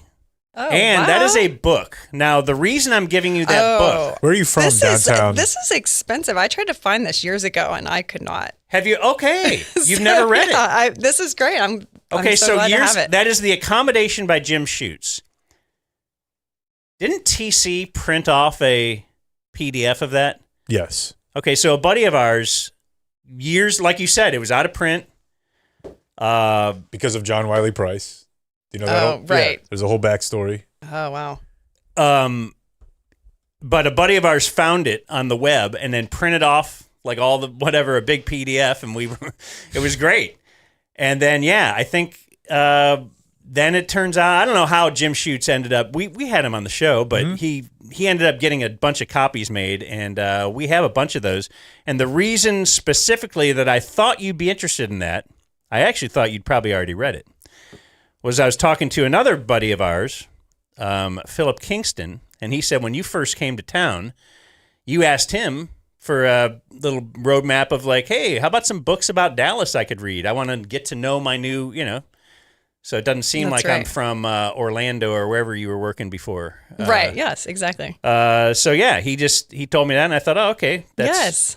We actually do. We have this huge box of these books. We give them to every one of our guests, but actually you're the first person that might actually read it. Yes, I will. Thank you so much. It's a fun Yeah, tale. when I tried to Fun find tale. it was like $200 or more. Yeah. So, They were Why don't collector's you? items. Well, let's do a book review. We'll have you back for the book review. all right. Sounds good. All right. Thanks to Julie Brown. Thank you. I got this email literally this morning from Anson, who wanted to shout out Travis and his team at Community Mechanical. So anyway, he had another HVAC company. And he said there was a part that needed fixed, but the labor would be $4,000. And turned off my heater and gas for safety reasons, and then said it'll be 2 weeks for them to replace it. Sweet. So he said he was already planning on calling CommMech. And then he says in parentheses, I've shortened community mechanical. Yes, anyway, he has. We'll let him own that one. For an alternate quote, but also to see if they might have a better response time. Now he says, everything I've heard about this company on your podcast is true. I called the office, left a voicemail, had a return call within 5 minutes. Explained the situation. The lady I spoke to gave me emails for both Drew and Travis, asked I explain it to them. I sent all the info, including photos of my equipment. I put in the subject line that I'm a Dumb Zone listener that needs help. They call me 9 minutes later. They gave a ballpark estimate over the phone. It was a quarter of the price the other company quoted me. They sent one of their technicians to the supply store a couple hours later to get the parts. They have the parts in hand. They were at my house 8:30 a.m. the next morning to complete the work. And really, he goes on, there's a lot longer thing where they also discovered like a gas leak that was in his, because his wife had smelled. Anyway, he says they're the real deal. They have a customer for life. You have my permission to use my name, all that kind of stuff. But we've gotten tons of these, though. Feels good. Yeah. Just to know that people are, they're saving people from the cold, from getting ripped off. And they're our boys. Yeah, I'm proud of them. communitydfw.com and the number that you can call or text, and they'll return your text, 469-667-7290.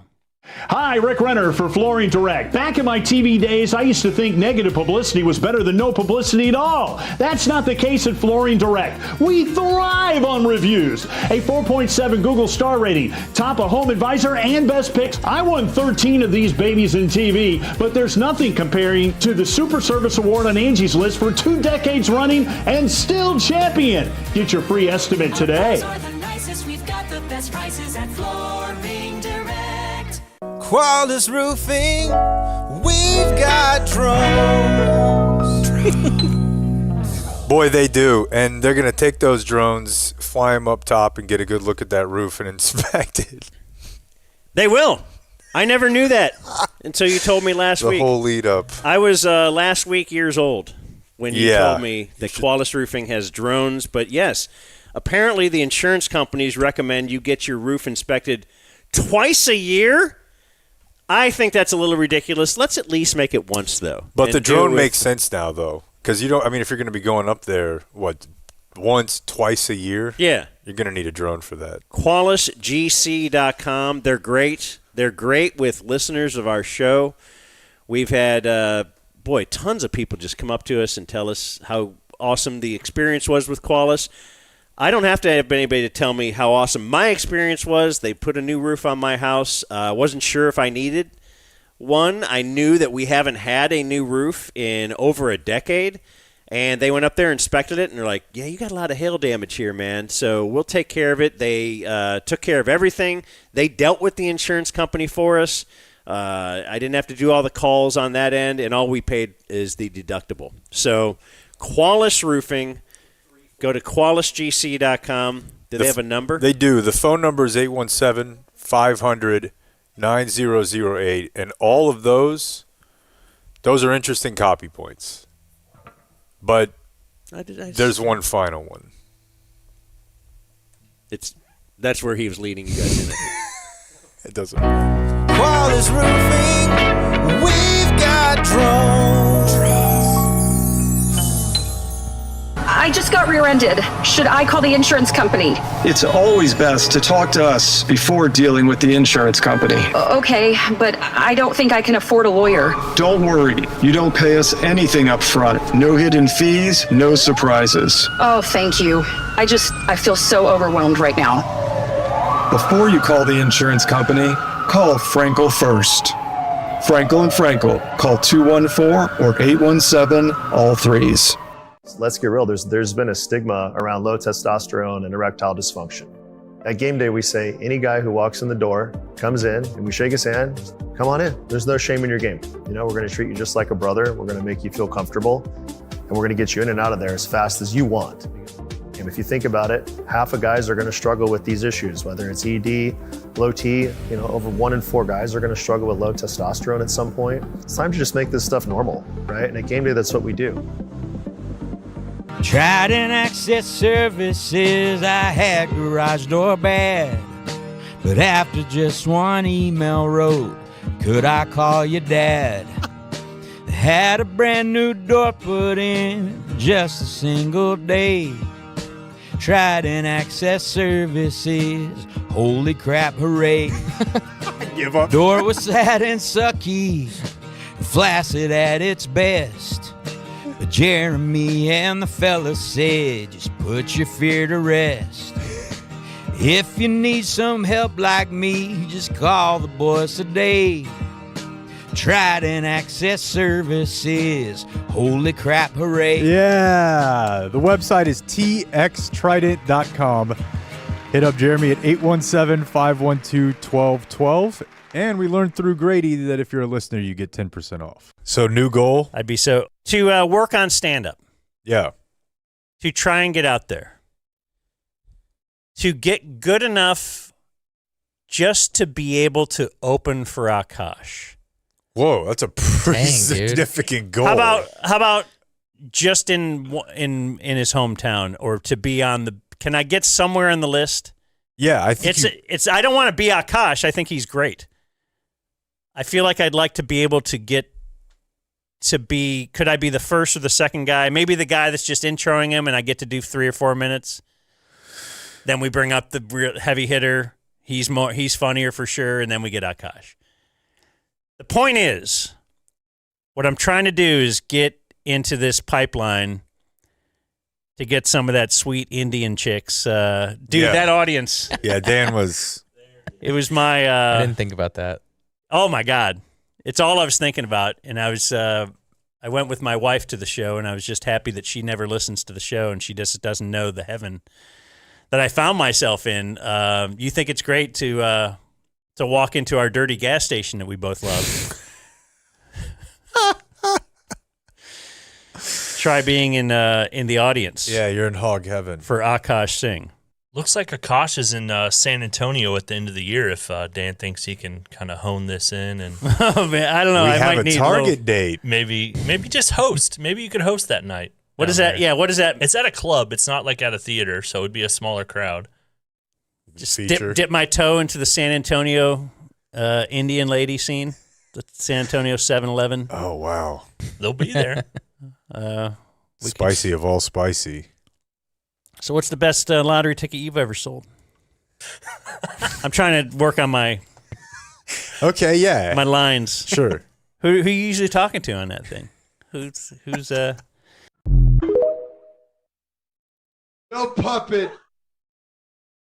In the dumb zone, in the dumb zone, in the zone, in the dumb zone, in the dumb zone, in the zone, in the dumb zone, in the dumb zone, in the zone, in the dumb zone, in the dumb zone, in the zone, in the dumb zone, in the dumb zone, in the zone, in the dumb zone, in the dumb zone, in the zone, in the dumb zone, in the dumb zone, in the zone, in the dumb zone, in the dumb zone, in the zone, in the dumb zone, in the dumb zone, in the zone, in the dumb zone, in the dumb zone, in the zone, in the dumb zone, in the dumb zone, in the zone, in the dumb zone, in the dumb zone, in the zone, in the dumb zone, in the dumb zone, in the zone, in the dumb zone. No puppet, no puppet, no puppet, no puppet, no puppet, no puppet, no puppet, no puppet, no puppet, no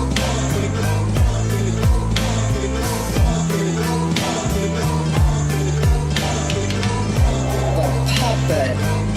No puppet. The puppet. You're the puppet. No puppet, no puppet. The puppet. The dumb zone. born on this day, not alive anymore? Frederick Douglass. Debates. I don't know what that means. You've never heard of the Lincoln-Douglas debates? Like, Abraham Lincoln and Frederick Douglass debated like half a dozen times or something. And it was like a healing moment for the nation. It's thought of as like one of the high points of discourse. And you know what? Wait, I'm 100% wrong. Golly. Were you not going to say anything? What is it? So what was it? It's Douglas, but it's not Frederick. Now, who is the Douglas? Stephen Douglas. And Abraham Lincoln and Frederick Douglass were like very close. This is our lowest I do moment. know that. No, it's not. It is. This is the worst moment we've ever Yeah, had. but you thought I thought they debated that there are public debates between a white man and a black man Frederick in Douglass 1850 or Frederick Douglass was like a public intellectual. He was Yes, not- I know. Okay, so I'm just saying, like, I've it read- was not impossible that he could have been involved in a debate. He was friends with Abraham Lincoln. We had Liz Brunig on, and for like a little bit, we did a respectable Little show. bit of legitimacy. We were okay for a little bit. So he debated someone named Douglas, but it wasn't about Stephen. Yeah, from whatever. Am I wrong that Frederick Douglass and Abraham We Lincoln have were to move friends? on. Just keep You going. have to read the next birthday. You're listening to The Dumb Zone. I love everything about that. That was really good. Yeah. And it was the day we had Liz Brunig on telling us about the death penalty and the being in the room. And One of America's most venerable feature writers, a magazine virtuoso. Yeah, you idiot. You didn't know. At least you called your foul. And I called for that audio today because that'll make more sense in viewer mail. Oh, which we are getting to. Yeah, we're getting to it in a moment. I just want to mention we'll be out at the ballpark tomorrow. Oh, yeah. Lot D. Blake wants to start early. Mm-hmm. I want to see McKenzie Gore's first pitch. Yeah, Blake has to see the actual first pitch of the game, or else Wonder it who we doesn't got. count. Some teacher for the home opener. Oh, to throw out the first pitch? Oh, that's a good call. ISIS Queen. Why teacher? Are they having a moment? What are we doing? Nah, but that's a default. Like, we don't have any big names. Let's get a Texas Ranger out It'd be there. so Rangers to have an ICE agent throughout the first pitch. Okay. Christy Nome. Yeah. What's with her? Lean into her it. Husband cross-dress. What are we doing here? Shoot Yeah, from dude. a Tomahawk missile. Yeah. I don't even know. I just know there's a fake Christy Nome at my gym in the morning, and a fake Giannis. Giannis was asking if he could use my my station today. Yeah, her husband was, or I don't know, is, whatever. She's, he was dressing up like a lady and hanging out with with ladies dressed like a lady. Did Giannis call you Chief? Big Dog? Bubba? He did not, but the parking guy here calls me boss. I really didn't. Does he call you boss too? No. I'd feel better if he did. This morning he said, hey, your grub is here. He did. For the Whataburger? Uh-huh. I told you guys, if you But he want to calls get me his boss, attention, and I know it's he's putting me down. if you want to get his attention, But he has a gun. wear a shirt with a wrestler on it. He likes that. Do you have a wrestler shirt? I have a shirt with The Rock on it. Oh. Hell yeah. Why? Since when? Neglect. He wore it the other day. Oh. Why would he have to wear the fake breast while chatting online? Like method acting. I'm not sure. Well, I'm pretty sure the Qualis drone won't be with us tomorrow. But I want to promote Qualis Roofing. They have a drone. What? They're in Arlington. Yeah. Is the Qualis drone going to be with us at the bus? We're going to be in Lot D, 11 a.m. for the game, 11 to 2-ish. Jim Knox from the Fox Box will be there as well. But, our appearance there tomorrow will be brought to us by QualisGC.com, 817-500-9008. You got a commercial building? They'll take care of that. Where they just record commercials? Mm-hmm. Or you're just saying like a business? Where commerce Either is way, done. let's say that your commerce is commercials, they'll fix the roof there. Clay tile, composites, metals, whatever you need, they got you covered. Of course, you can have Free inspection, right? free inspection. That's really all. And if you get that free inspection, they'll give you a Dumb Zone T-shirt. And if you get a roof, they'll give you a sit-in. They'll deal with the insurance company for you. It's Qualis Roofing at QualisGC.com. Oh yeah, wait a minute, Uncle Hotmail. Uncle Hotmail. Uncle Hotmail, look at me. I'm trying to think of other comedians who have like a hook.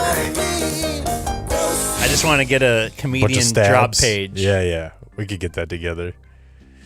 I'm going to start with one that was sent to us quite a few times. We played this audio for you the other day. It's from NFL Live out at the coaches meetings, and Shadi sat down with ESPN. So far, you're in the minority. A lot of our coaches that have visited us have had to wear sunglasses. They can't deal with the pain of looking into the sun and the TV lights. You apparently are tougher than most. This is a true story, Laura. My father taught me as a young coach, coaches do not wear sunglasses. I love this. Wow. Okay, Please so expand. I was like, but we're in San Diego, right? And I'm like, whoa, it's bright outside. He's like, the players have to see your eyes when you're coaching them. Tomlinson can wear the tinted visor, but you can't wear sunglasses?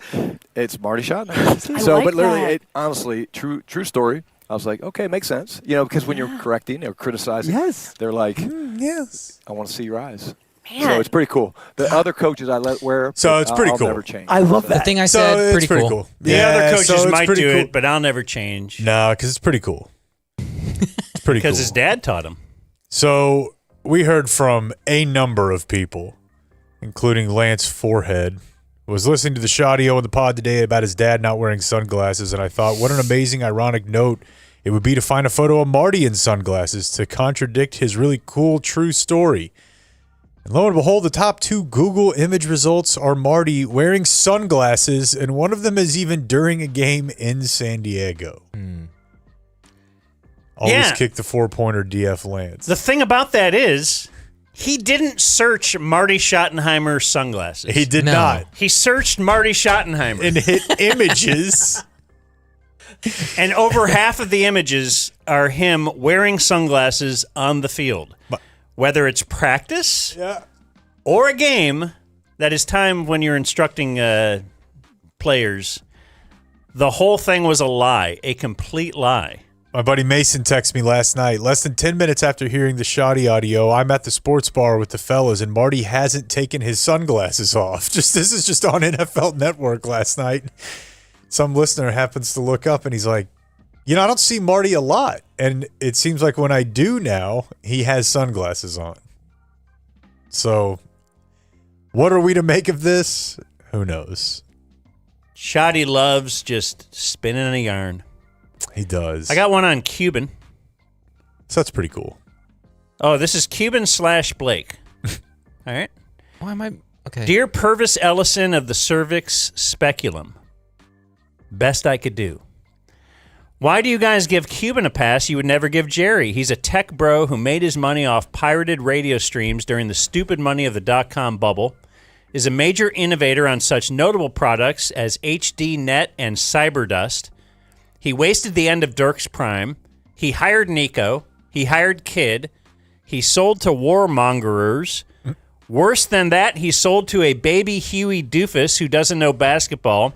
He had to sell because he lost an S-ton of money on crypto scams. He's such a business genius that he didn't bother to get his role in basketball operations in writing. He's just as at fault as anyone, even if he does give Corby courtside seats to buy his loyalty. Damn. Dang. Also, last week when the mom game was on, you started singing Copacabana and asked Blake if he knew the song. He was his typical annoyed self. But he should have known it immediately in Friends Season 2, Episode 24, the one with Barry and Mindy's wedding. Yeah. What happens? I know Rachel sings it a lot. and that's Rachel the first- sings it during the wedding reception. Yeah. He says, clearly, he is not a real fan, and I am gay. From Matt. What was the first thing he said? Also what? When the mom game was on? Yeah. Yeah, that's why I couldn't finish my sentence. Oh. And then I have one that's an actual gay, not gay. E says, I often use a nail file, too. Ugh. Because I was saying last week I used a nail file. To open your sardines. And then he says, gay or not gay, knowing that it's called an emery board. Ooh. Oh, yeah, I don't like that at all. Got a couple quick hits here after a story we did about a guy who got busted. Justin asks, are pedos keeping thumb drives in business?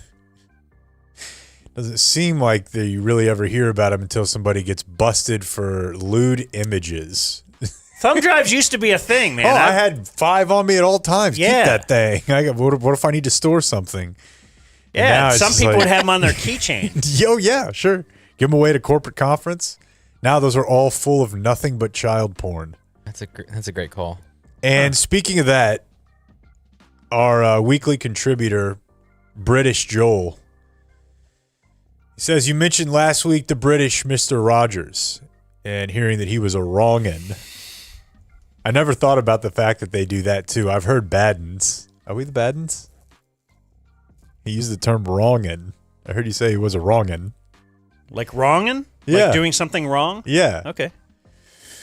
You're talking about Sir Jimmy Savile. He was a radio DJ, TV personality, and he was everyone's eccentric granddad. After his death, it turned out he was more like the British Jerry Sandusky. I'm 45. I remember his show Jim'll Fix It, where kids, including myself and my sisters, wrote to him asking for various wishes like meeting a famous person or going on a submarine or being a pilot for a day. Each week he would have them on the show and grant their wish. At the end, Jim would give them a medal that said, Jim fixed it for me. Every kid wanted to be on the show and to get one of those medals. Somehow not until after he died did it surface that evidently Jim used this as a way to lure and then prey on kids.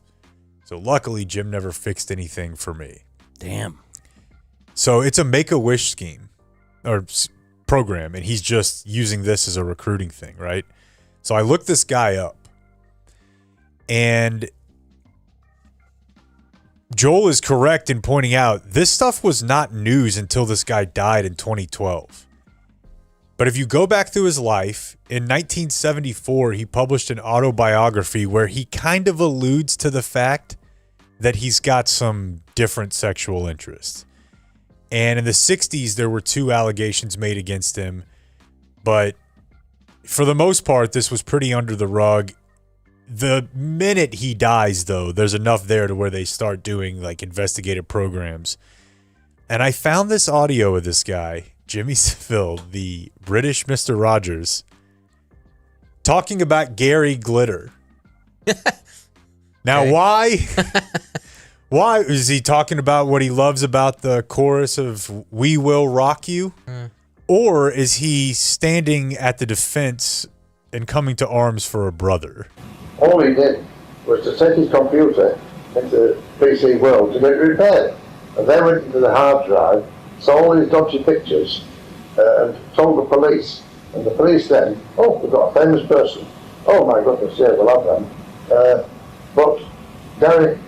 Okay, he said he took his computer into PC World, and they saw they've got loads of these pictures on here, and he's got a famous person. So how am I going to go get Gary in trouble? He's like not addressing Am the I fact. going to go get what in trouble? Gary Glitter. Gary Glitter is a longtime pedophile. If you didn't know the context here, he's been on the run. The guy who wrote the Stadium song, that guy, pedophile. He's been living in Asia forever, or was. But not sold him, not tried to sell him. That's his defense. Wait, I didn't hear. What he did he says say? He didn't sell any of them. Oh. But not sold him, not tried to sell him, not tried to show him in public or anything like that. It would for his own gratification, whether it was right or wrong. Is of course it's up to him as a person. But now, is he like judging Gary Glitter against himself in that? Look, I'm physically doing stuff to these kids. Basically, and he's seeing a guy that he wishes he could just control it to where he could just look at pictures. It might be, but and so he's like, "Look, this guy ain't that bad. Seriously." Yeah, he calls them. I know. Like it could be worse. It might be that, yeah, by extension, because this is well before his death. But they didn't do anything wrong. But they are then demonised, and of course, if you have said for a couple, what's Gary Glitter doing wrong to them all? Nothing really. They just sat at home watching these dodgy films.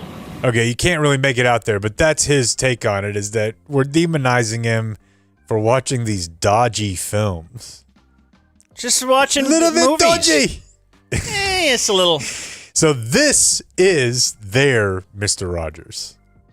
And I'm really glad that ours... If ours made had it through stuff, clean. I think you'd absolutely know, right? Joel also had a movie baby type thing, which is catching somebody falling over a balcony kind of with one hand. Like somebody starts to fall and you can catch them. He said, I could maybe do this with my daughter, but there's no way the average human could hold another adult prolonged for a period of time. What about one arm? Yeah, it's just no way. No ways. Thanks to Joel. We should try to recreate, or I'll bet you somebody has recreated that, right? Just off one story or something. Like, let's just pretend that you're falling off this cliff and I need to get you up.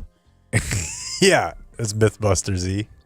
If you have any gummy thoughts, it's brought to us by Early Bird CBD, where you would go to earlybirdcbd.com, and then we have a code, dumbzone20. Single-use discount, good for 20% off at earlybirdcbd.com. It is, 12.5 milligrams of CBD in each gummy, but they add 2.5 milligrams of natural THC. So the THC is the stuff that triggers the drug test. It's the good stuff, folks. That's right. It's what's been in the news. So if you want a perfectly legal and perfectly natural, and you just want to feel good, get a little Early Bird CBD. Says here, put a smile on your face. We've never seen that on Blake. Wouldn't that We're be not great? there. We're not there when he takes his. We do know that he takes his, so that's probably when that's happening. Yeah. Matt Grimm had a gummy thought that I'm not going to read the whole thing, but I think there's something to it. Why don't we count the calories that we poop out?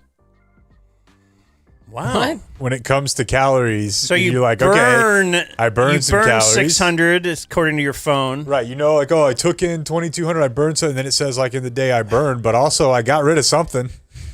So, how does this factor in? He says, how many calories does shit have? Nobody knows. But eat your broccoli and enjoy a free extra 10-pound weight loss annually. It's got to be something to it. Have you ever had the gummy thought of, how do I have responsibility for a life, a human life, in my hands? Like, Clayton says no. Okay. That's why I take the Early Bird CBD. Yeah, right. But there's nothing. Something to that. There's nothing as gummy thought than just having a kid. No doubt. I think less than just being responsible for them, and maybe you're kind of saying the same thing. And this is why, like, I don't know. Sometimes I wish we could talk about this stuff more and it not feel weird. But like, I don't think of myself as religious, but I am like a spiritual person. Like I go to me, AA is like going to church. I don't have any certain views on how things were created or whatever, but I'm not opposed to that idea. To me, it's when I just look at my kids and I cannot comprehend creation. Like I cannot understand. Okay, I'm alive. It makes absolutely no sense to me that even though we took some shortcuts that involved like some science, that my thing that I've been wasting into socks my whole life, combined with whatever she's got going on there, results in a thing that dribbles a basketball with me now. That you'll never be able to, sober, stoned, mushroomed, anything. It's just different, varying ways of computing the fact that you have that kind of power. And that's why, frankly, in my opinion, I need the concept of a higher power. Because otherwise, it's very easy not to feel like, holy shit, like I may be the only person, like you created a life. Yeah, but you get humbled on that pretty quick when you realize so did that girl at the high school prom in the bathroom. Yeah, I guess that's true, but I still think when you look at them, it's when they talk about the miracle of but everyone can kind of do it. Yeah, it still doesn't. Is it a miracle? It's when they start talking, it's still just it's trippy. I told Jarrett this whenever we had him on after he had his. The feeling that leaving the hospital for the first time and you're going home. Like I didn't think we should have been allowed to take the baby home. We don't know anything. Why are you trusting us? Right. I mean, I know it's ours, but still, I don't know what to do. You know more than you think. You know more than you think, and that's the thing. Is that culture? There's a lot of trial and error. You learn not to shake it after a while. For sure. You learn how high up you can throw it off, and it'll make it. Right. But you're culturally raised. You've seen enough shit on TV where it's like, this is what you do, and honestly, that's a big part of it. That's just you're being the same way that an animal in the wild watches the other animals do it for a while and then figures it out. I think that's basically what. Now, a lot of people don't get anybody else to watch, or they have a kid too early. And what other animal does skin to skin?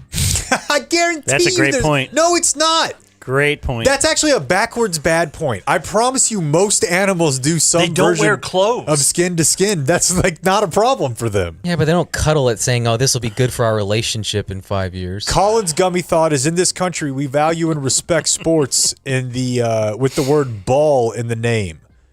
Football, baseball, basketball. We do not value or respect sports without ball in the name to the same degree. Soccer, golf, hockey. Would those sports we do not respect be more valued if they started to colloquially go by their name plus ball? Interesting. I'm going to go watch some hockey ball. Doesn't make any sense, but it sounds cool. Interesting. Brian gave me a why Hillary lost I'm going to turn down. He saw the bathroom on a golf course labeled the comfort station.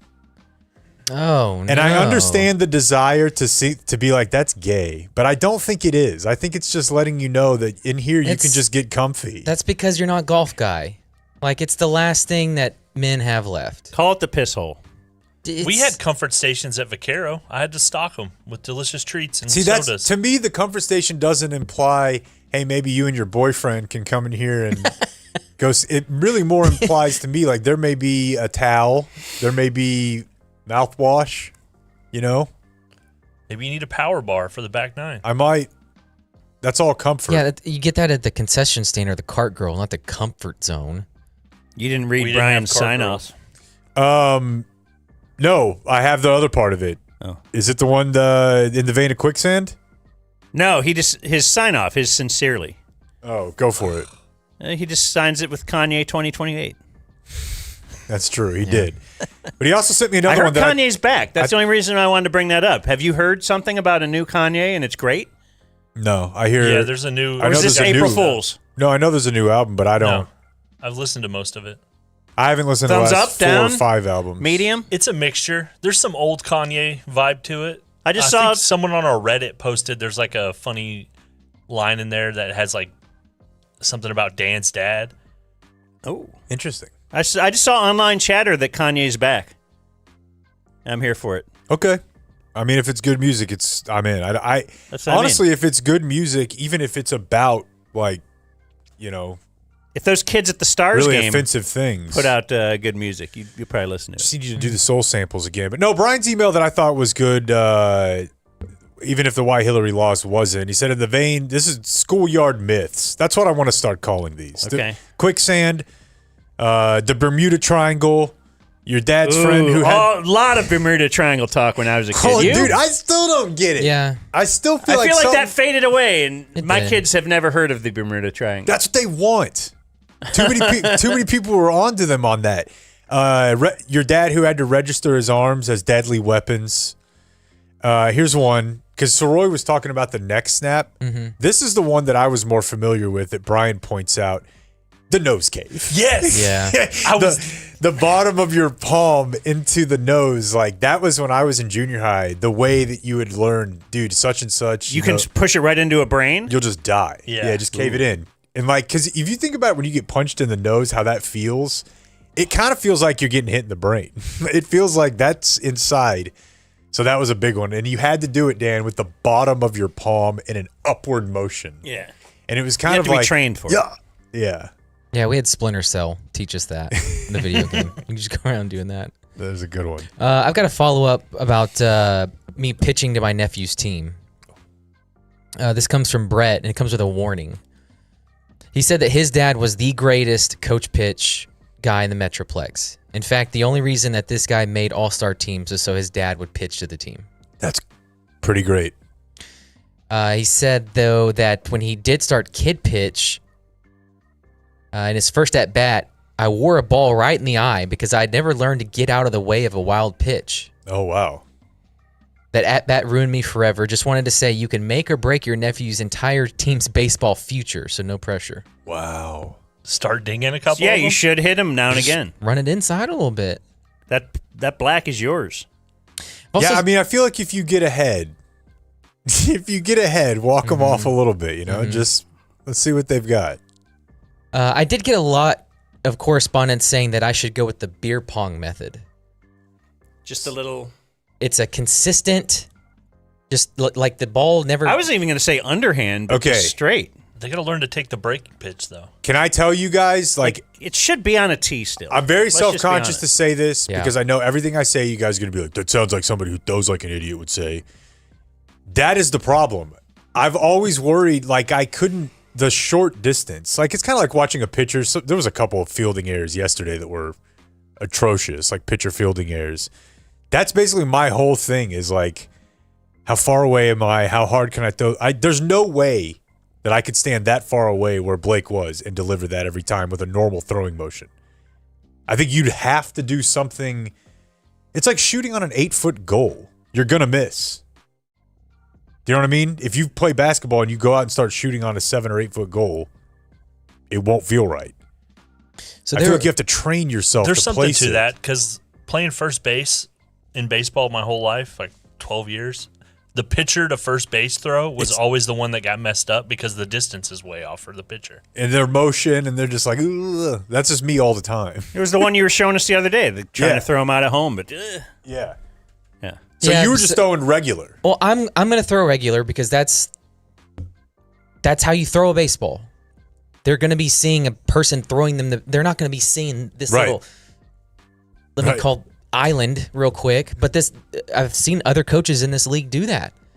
I would do the other coach thing. I think it's more important to consistently have the ball over the plate. What if you're not consistent? Oh, well, is that your problem? Are you? Their problem.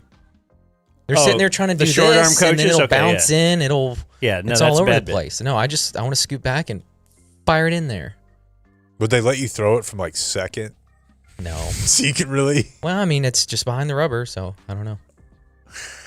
I heard from a couple of people who are pretty disappointed in me. This one from Manuel.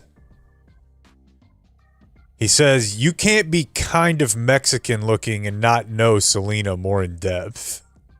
Are you kind of Mexican looking? Dan is white and his enunciation of her last name is expected and very spare. But I expect more from you, adjacent Mexican man. This guy's my age, or pretty close. He says, in regard to her hotness, I was 4 when she died, and she remains the first woman I ever fell in love with. I don't know if that's possible at that age, but she was clearly hot, and I don't think I'm alone. Then J-Lo played her in her biopic. He said, confirmed from a mid-cities 34-year-old Hispanic man, Selena had fastball, bruv. To me, she's very small. You don't see a lot of really famous Latina stars that are mousy. She's like,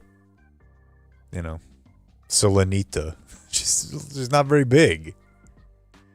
Got one from Alyssa. This is back to Little League. Force the left-handed at bat. Yeah. We did it with my son, but then after a couple seasons he switched to righty. It didn't hurt. That seems to be the common refrain. She said, we held our son back. He's a July baby. Also, as a former kindergarten teacher, you'll never regret holding them back. That sucks, man. Everybody says, just do it. Just do it. Why just give your kid more time? Why not? It's more time, and you start thinking of the negatives, and it's really just stuff that's kind of perceived. Like, oh God, that feels weird to hold back their development. You're like, all right, well, what if you were just giving them more development? Like, yeah, but don't you want them to start their life? Like, well, yeah, they're going to do that anyways, so I bet one more year wouldn't make. I'm not going to do this, and I'm still going to judge people that do. But I'm telling you that if you really start to think about it, if you have the economic means to do it, why wouldn't you? Like, the school's the one deciding. The state has decided. And 12 years is the amount that they should go to high school, live in your. The real. It's not science. Don't you feel like the Montessori way is probably the right way, but it's just impossible to administer at scale for implement sure. it? Yeah, because every kid does learn differently. Everybody, dude, and I've known this forever. You've known this. Any parent knows this. When it comes to standardized testing, parent or student, this is a big part of what the parents I talk to complain about. Is that the testing doesn't make any sense, because if a kid is like, there's the way that it's set up. Hey, this kid only missed one question on this test. Well, the next test he might have only missed one, but because the subject material was different, they can't really measure any growth. Or perhaps the teacher hadn't got to that part of the test and they had to be tested on it. All this minutia, but the point is, there's probably no good or perfect answer, short of the Montessori one, which is just, I don't know, let the kid figure it out. So all the answers are going to be bad, I guess, but the problem is that the funding is tied to those test scores. So they actually matter, like, NBA media votes and all NBA type thing. Like, this is how the money gets decided. Alyssa also says batting cages is good to take your kids. They see the big kids hit. That's what you were saying, Blake. I'm building my platform on it. Watching you play softball helps your kid. You can go and don't use the machines. Just go in there and let the coaches pitch. But then, they're going to want to be those other kids who are using the machine. Yep. She says, she now is going on to her, ladies, they want to tell you all about them. We live in Chappie's Old Hood in West Summerlin. We are the family that surfed with Rodrigo. Hey. Now our kids will go there a couple times a year. That's Alyssa. That's incredible. Nice. Yeah, Summerlin outside of Vegas. Is that who first turned you on to Rodrigo? That's our surf guy, right? Yeah. Either they turned us onto him or we turned them onto him. Oh, okay. Because a couple people did ask me when Dan and I learned to surf that day. Are we still doing 9/11 memorials? Yes. It sounds like you're advocating for forgetting, which You're is right. something that both me, him, and him would never do. You're right. I needed a little kick in the pants. There's a picture in there, Clayton. They tried to put a kneeling firefighter in between these twin towers. Oh, and dear. It kind of looks like a wiener. That looks just like a wiener. And this has been... that's supposedly the firefighter's jacket? Yeah. That's that texture? Yeah, and his helmet on top. With a big vein in it? We were talking recently about... It's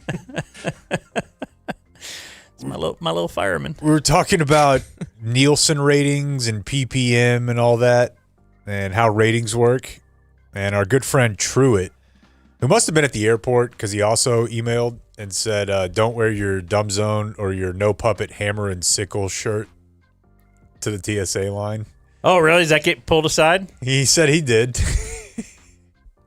I've never felt comfortable with the hammer and sickle dumb zone hat. Okay, that's a bit of revisionist history. Raymond, what do you mean? I just like the black. Well, I loved it, but remembered saying this is not going to sell. We shouldn't sell this. And I could be remembering it wrong, but you being like, what's the big deal? And me saying this is probably going to be a big deal. Then we started getting emails from people. But the problem is the same thing that makes it a big deal is the reason why the people that have them are obsessed with them. Like I have a buddy who got one of the Fidel Castro looking Oh, yeah. That hat. puppet hats, the military hat. November 7th, 2023. Jake is against the hammer and sickle, no puppet logo. God, it feels good to have him sometimes. Not often, because it usually works the other way. Truett says, I sold TV advertising in Amarillo for a couple of years for about a decade ago for a station that carried NBC and Fox. So he's in TV sales.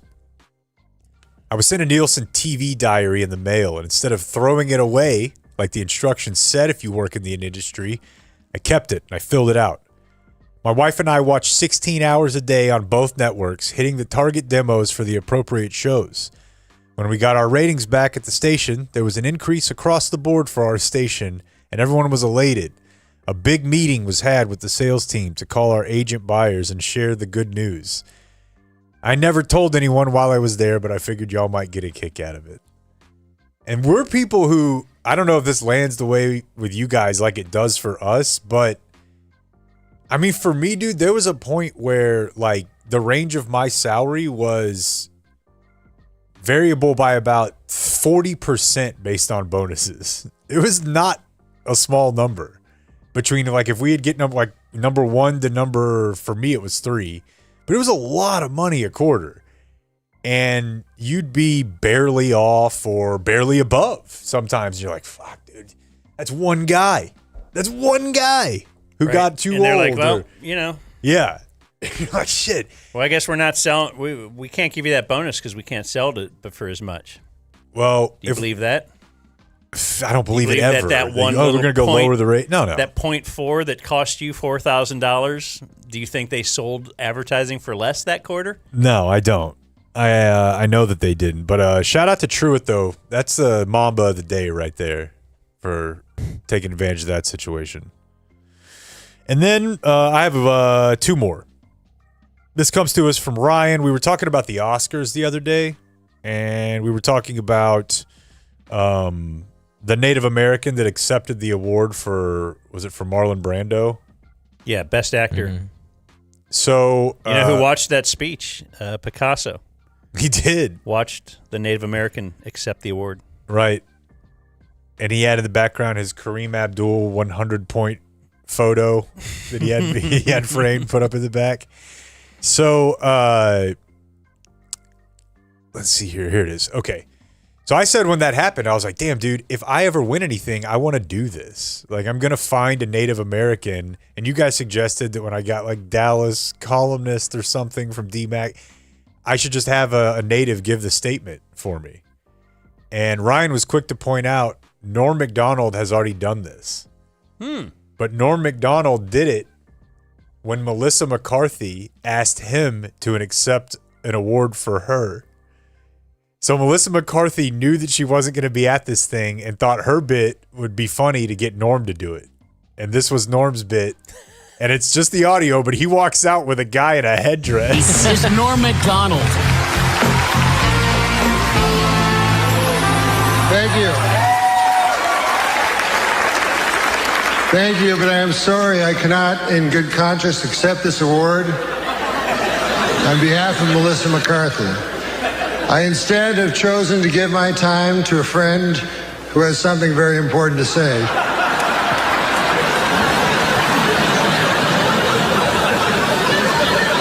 My name is Johnny Two Feathers.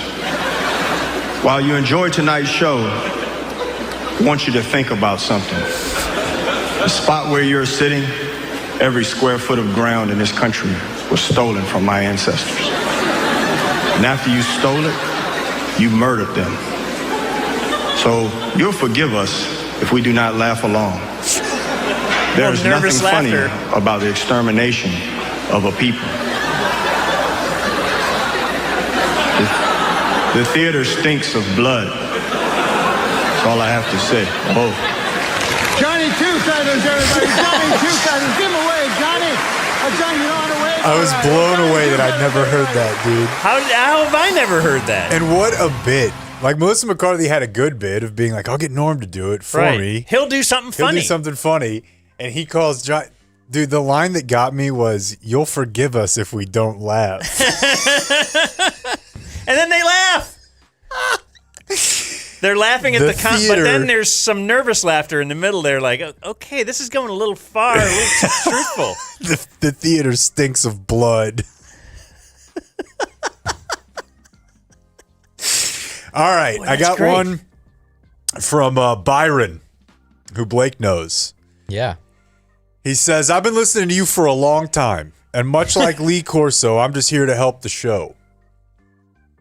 You commonly refer to people you think are idiots as, and he says, you say trogdolites.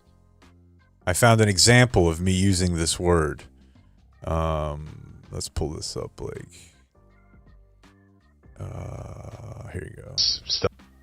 The ticket was always kind of a different. Gordon would write articles about his stuff, so I think it's because we're viewed as these like trogdolite fucking morons who can't talk about our feelings. Okay, got a nice little gratuitous curse in there too. He says you use this word every time you mispronounce it. You say trogdolites instead of troglodytes. It's especially ironic that you make yourself sound so dumb while trying to insult someone else's intelligence. This is the dumb zone dumbness. Then he brings up something pretty interesting. He said, this brings me to a potential conversation topic. How do you handle it when your partner regularly mispronounces a word? Is it kinder to call them out on it and risk the short-term fight that's sure to ensue with the hope that they might avoid a potentially embarrassing moment in the boardroom or with their next smarter partner? Better to do it in the moment or wait for an opportunity.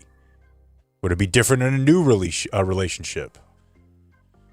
Would appreciate getting a female opinion on the matter as well. So, can't help you there. But he said from Blake's favorite domino partner, Byron. Yep. So it's the word is apparently troglodyte, which I think I've never heard another person say. I've only read it. Mm-hmm. But in my ultimate insecurities of trying to overstate my vocabulary so people will think I'm smart, I picked a word for people who do that very thing and then mispronounced it, thereby exhibiting the essence of my entire existence. But the show matriarch, the only 80-year-old female I know have listening, Rosalie, says, vandalization is a perfectly acceptable word for vandalize. Dan should know better than to correct your vocabulary. Oh. How about that, Dan? So you didn't go to Merriam-Webster or you went to Rosalie's email? I went to a lady who's 80 years old. Yeah, she would know. Mine's not playing, Blake, but if you it's okay. You guys I don't remember. mute you anymore. It's okay. Maybe your cough button is pushed. We're good. The point is I'm 1 for 2. Well, I don't know that I'm willing to say, oh, okay, I guess I'm wrong because Rosalie said so. That's how we're doing things now? Yes. It's Rosalie's show. Oh, all Can right. we play it? Yeah, sure. It's the Rosalie show. I mean, that's not going to convince him. has Had his bus vandalized in the colony twice. Windows smashed out.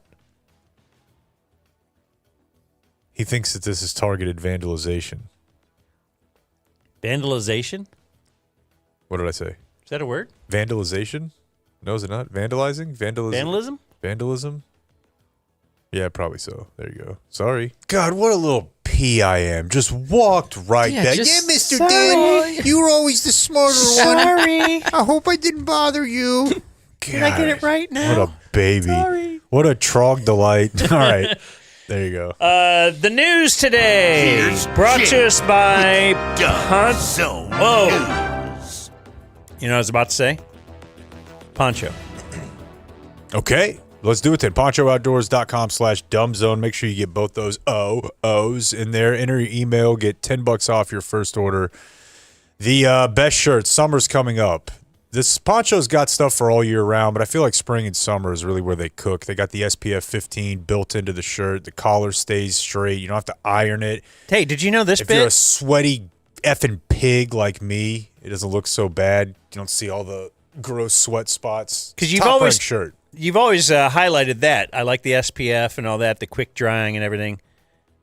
Built-in lens cloth for your sunglasses. Come on now. Did you know that? I didn't.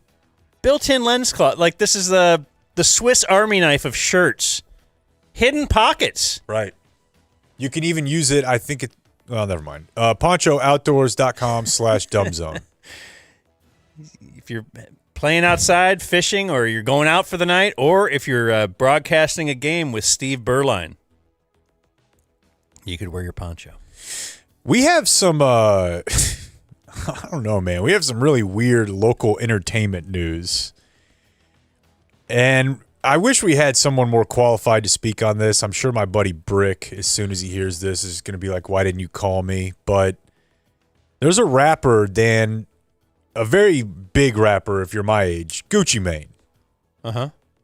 He was in and out of jail, a lot of free Gucci movements. He's an old head at this point. Well, his real name is Roderick Delantic Davis, and he was allegedly robbed and kidnapped in Dallas by rapper Pooh Shiesty. Pooh Shiesty? Who I am familiar with. Kidnapped? Yeah. Gucci Mane? Yeah. Now, how is this not a bigger story? I mean, it came out this morning. Oh. Like, since we've started doing the show. Like just any kidnapping. Now, if Pretty you remember, I learned that we can get a little loosey-goosey with the term kidnapping when OJ got popped. Because I remember when OJ got in trouble, they were like, yeah, he's getting hemmed up for kidnapping. And you read about the story, and it's like, yeah, he told a guy to sit down and don't move. Like, you're implying if you try to leave here, we're going to F you up. But that's, to me, kidnapping involves a trunk or some rope. Yeah. And probably a change of location. Whereas they like lured this guy there. I don't know. Now that I talk it out, maybe that is still kidnapping. But it says here that it was they were meeting to talk about his contract. Pooh Shiesty arranged the meeting to discuss the terms of his recording contract with one of the victims. Then there was an armed takeover of the studio, an AK-47 style pistol. Yeah. From Pooh Shiesty's people? Yeah. Because this isn't the Pooh Shiesty I know. Well, in this case... What does that mean, AK-47 style pistol? Yeah. It's the triad gun, right? Clayton? You're a Grand Theft Auto guy. It's like that, it's not really like an Uzi handheld, but... No, it's a got short a clip. barrel AK with no stock. They called it a Draco. Okay. I mean, I hear it in rap songs. Big in Chicago. But someone pulled out the AK-47 style pistol and forced one of the victims to sign a release from a recording contract at gunpoint. All right. That's old school. So, like, look. Very Godfather-ish. I want out of the deal. Here's how we're going to do it. The remaining co-conspirators pulled out guns, robbed everyone's rollies, jewelry, cash, other high-value items. Did you go rollie? Yeah. You just said rollie? Yeah. Got a rollie on my arm and a...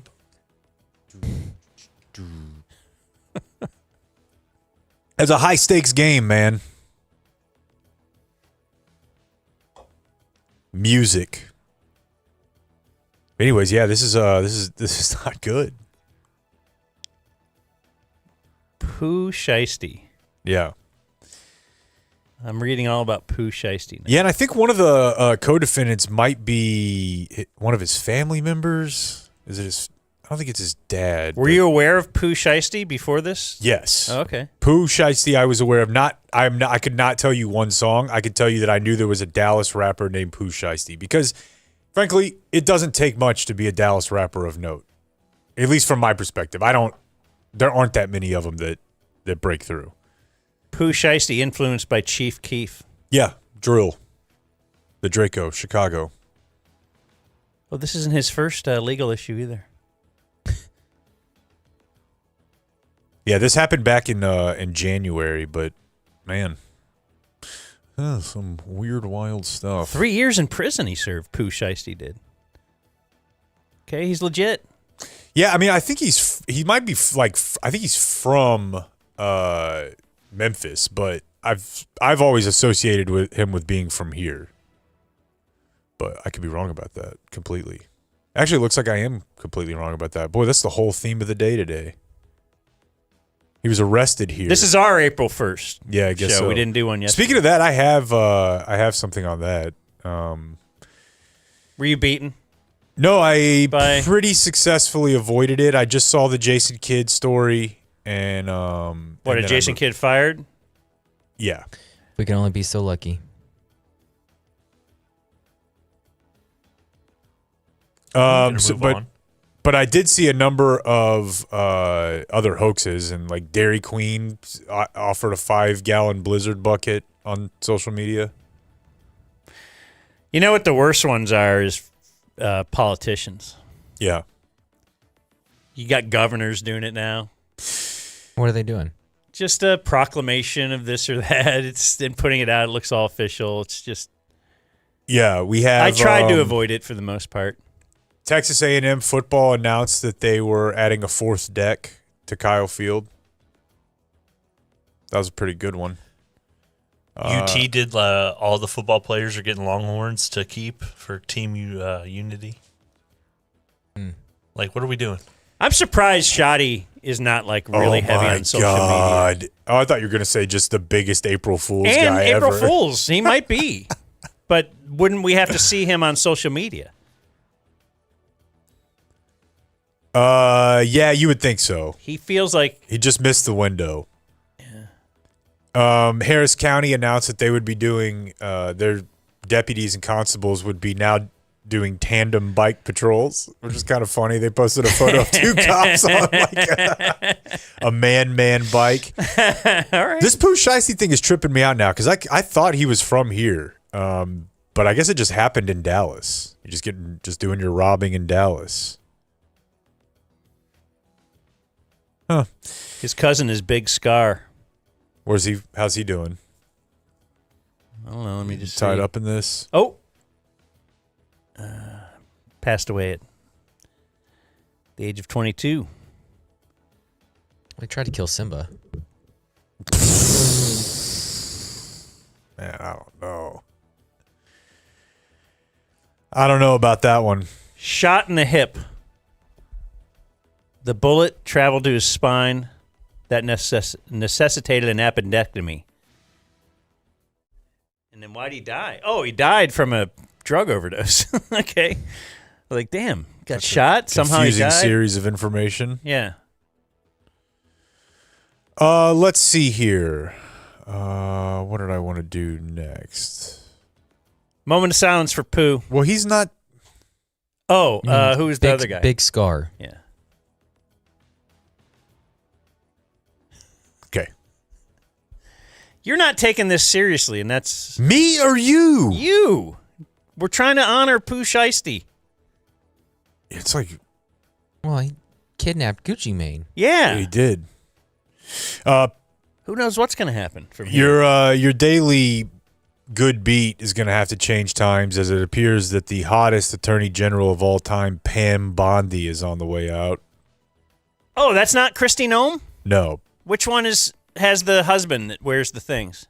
Well, that's me, Christy Nome, with my husband's big milky tits. No, Pam Bondi's I the saw blonde. like Trump. Somebody asked him about that. He's like, "What? They admitted it? Oh, all right. Well, then I guess I'll comment." What an idiot! Yeah, like why would you? Why even if they have the goods, right?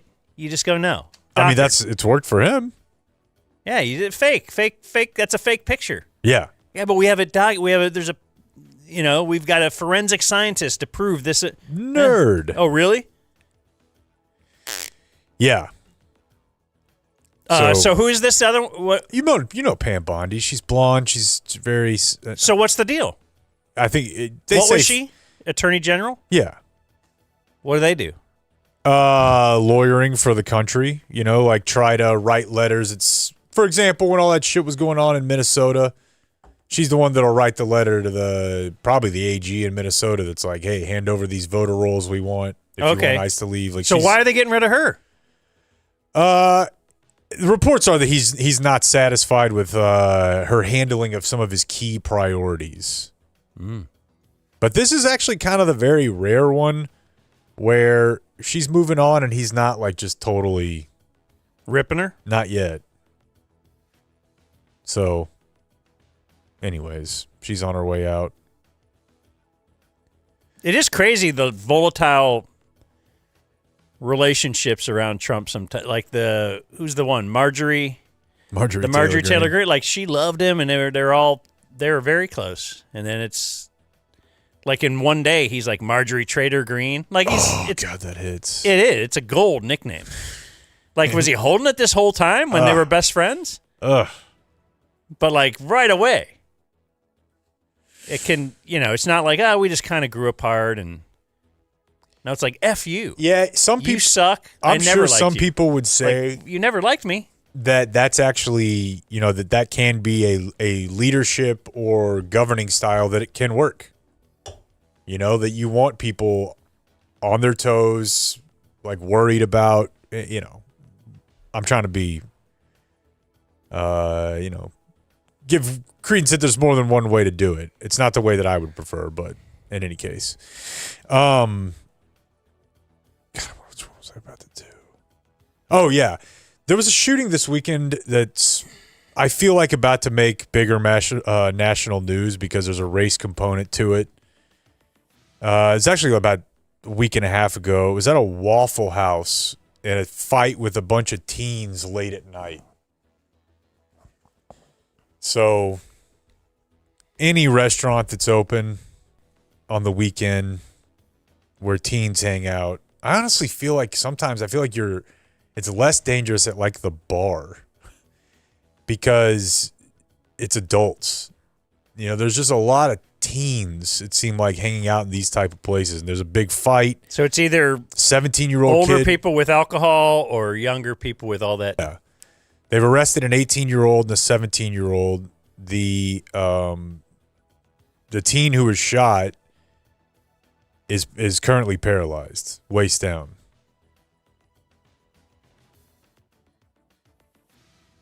Would you rather be paralyzed? His parents say he was trying to break up a fight, but who knows? But there were like 100 people there. Argument over a girl escalated into gunfire. Would you rather be paralyzed top half or bottom half? Like your head Can I is ask always going you, to work. I don't know what happens to your genitals in bottom half. Does it work at all? I feel like that's what I'm getting at here. Yeah. Would you want it to be able to work? You could still feel pleasure down there. You don't. Let's just pretend you don't. It doesn't work at all. If you're top? Yeah, you don't feel any pleasure, but you got your arms. You can. But so now, if you're paralyzed top half, which I don't think is real, right?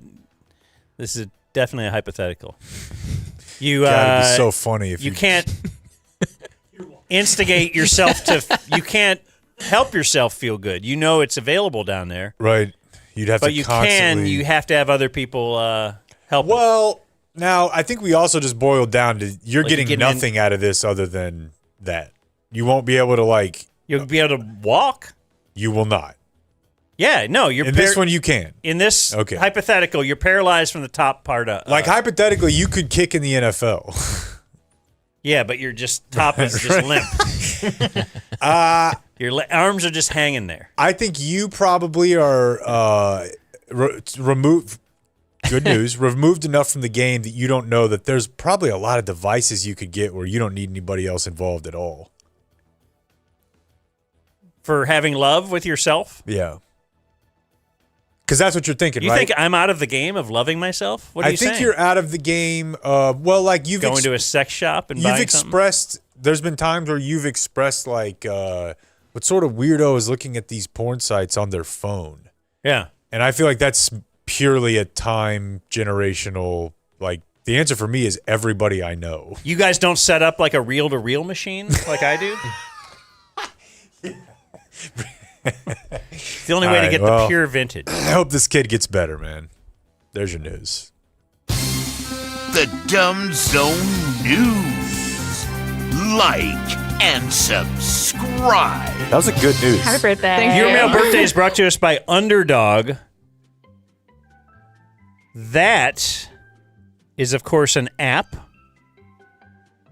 where you can select some players and pit them against each other and take Luka, grab some stats, whoever go you higher or need, lower. and go higher. Can I go Luka against LeBron, even though they're on the same team? You can, but you won't be like against. You can pick both those players, but you would need to add one player from the other team. Okay, well, But let's you can't go do that. Luka against. Give me anyone else. Yeah, that's Give what me I've been anyone doing. else because Luka's the best. Use the promo code DUMBZONE. You can get $50 in bonus entries when you play your first $5. So get that app. Use the promo code DUMBZONE. You can make picks and win money.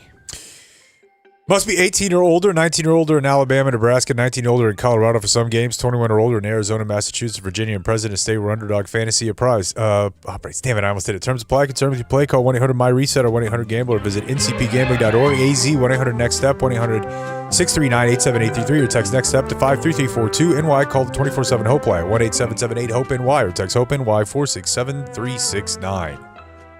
It's a new disclaimer, folks. Oh, yeah? Yeah. Okay. I thought you nailed it, except for the one little bump. That's okay. So I guess you did. So that was cool. That's what I'm going to start doing just to piss Blake off. Yeah. True story. So that Yeah, was something pretty I cool. did. That was True pretty- story. Cool. True story. Pretty cool. That's Love just- true story. That's just pretty cool. True story. Shout out to Whataburger too, by the way, man.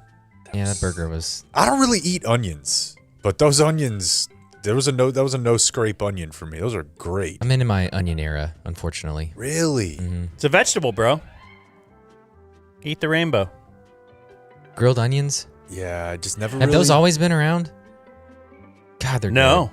They're really good. They just came up with it. Whataburger. Mm. You know they got like a bunch of different types of tomatoes now. Is that next? I'm just telling you, dude. Next up, tomatoes. He ran You say this the more other than day. just cherry and I think cherry's a different what's the tomato. big one called? It's like meat tomato or Beefsteak. something. Beefsteak. There you go.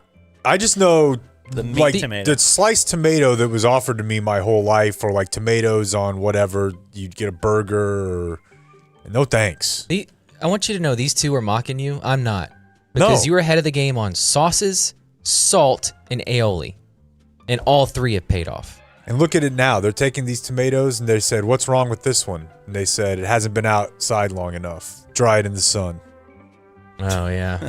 I'm just saying he's And then they bring realizing it- something that's been around for years. Yeah, but what I'm saying is I also didn't grow up poor or anything. I think we were just basic. Like that's why I always laugh at that Obama speech. I didn't know what arugula was until I was like mid-20s. For your meal Arugula. birthdays, dear big guy of the cream pie, I'd like to wish my homie Andrew Collier a happy Jerome Bettis birthday. 36. Mm-hmm. Day one DF, he's been a 2-time sit-in with Travis from Community Mechanical, the Drews, and Brad.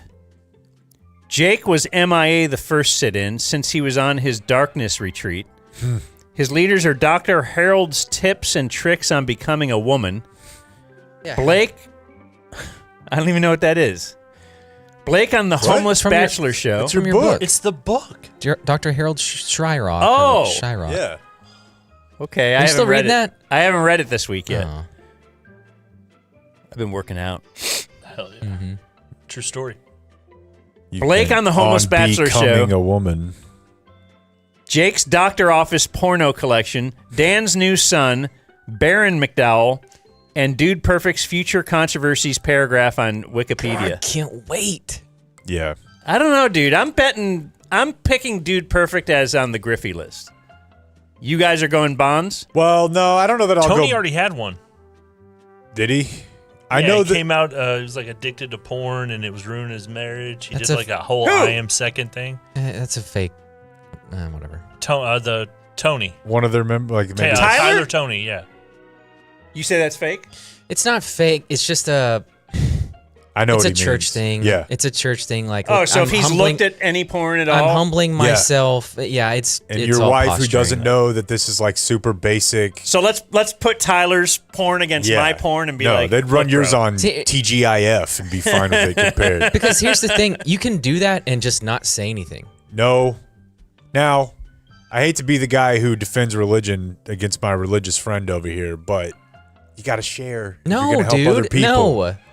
That's the issue. You got to witness. You got to give, It's Give your testimony. That's And why I'm no- not even mocking. That that's is why- how you help other people. That's why no one likes us. Now, if you want me to say, do I think that there is a massive epidemic in the church of a guy getting caught looking at an extremely replacement level amount of porn and being shamed into thinking that he's fucking Tiger Woods? I don't think that that's accurate. I think we're overdoing it a little bit there. Sin is a sin in the eyes of the Lord. I know. And trust me, I used that when I was coming home from church camp and they told me that divorce was adultery, just like homosexual. And I got home and my parents were like, "What'd you learn?" I was like, "You guys are gay." All you. You married a gay person. You're gay. You're gay. Have fun. Always back. I do want to compare and contrast Tyler Tony's porn versus yours. Yeah, I don't think you do. I think so. Can I porn mog him? Yeah. Oh my God, totally. You're maxing. Dude, you goon mogged them? Always back in and never rinse your teeth after brushing from Drew B. Drew B. And dear foreman of the front bottom, like to wish a happy birthday to Day 1 DF, number 313, Ben Carpenter. His leader is Blake's pitching arm. His bleeder is Blake's British sister-in-law. Question for the Seamheads. This is from Lee Carpenter. Is Rangers manager Skip Schumacher the hottest manager in franchise history? Which is the question of the day. Is Rangers manager? It's really him or Jeff Bannister. Man, I think Chris Woodward was a like disorientingly looking You're attractive guy. He was real Southern California. I mean, you know what he looked like to me was Michael Young. Woody and Michael Young just looked very similar, like Golden Gotti type. I don't know what a young faces. Whitey Herzog looked like. I believe he was the manager in the early 70s after Ted Williams, and I could be wrong on that. Well, the answer is there's just no way to know. Yeah. I don't know what to do. Game Day Men's Health presents On This Day in History. We do rise to salute Game Day Men's Health at gameday.dumbzone.com. You know what? I never really promoted their locations of the day when you were talking about Game Day earlier. So let me get to my notes.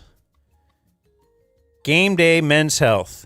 Game Day. It's 12 area locations, of course. And the DFW locations, when you mention the Dumb Zone, they will give you 10% off your TRT for life. Today, we highlight the North. Frisco McKinney location is on Coit, just south of 380, near Rock Hill High School. What do we know?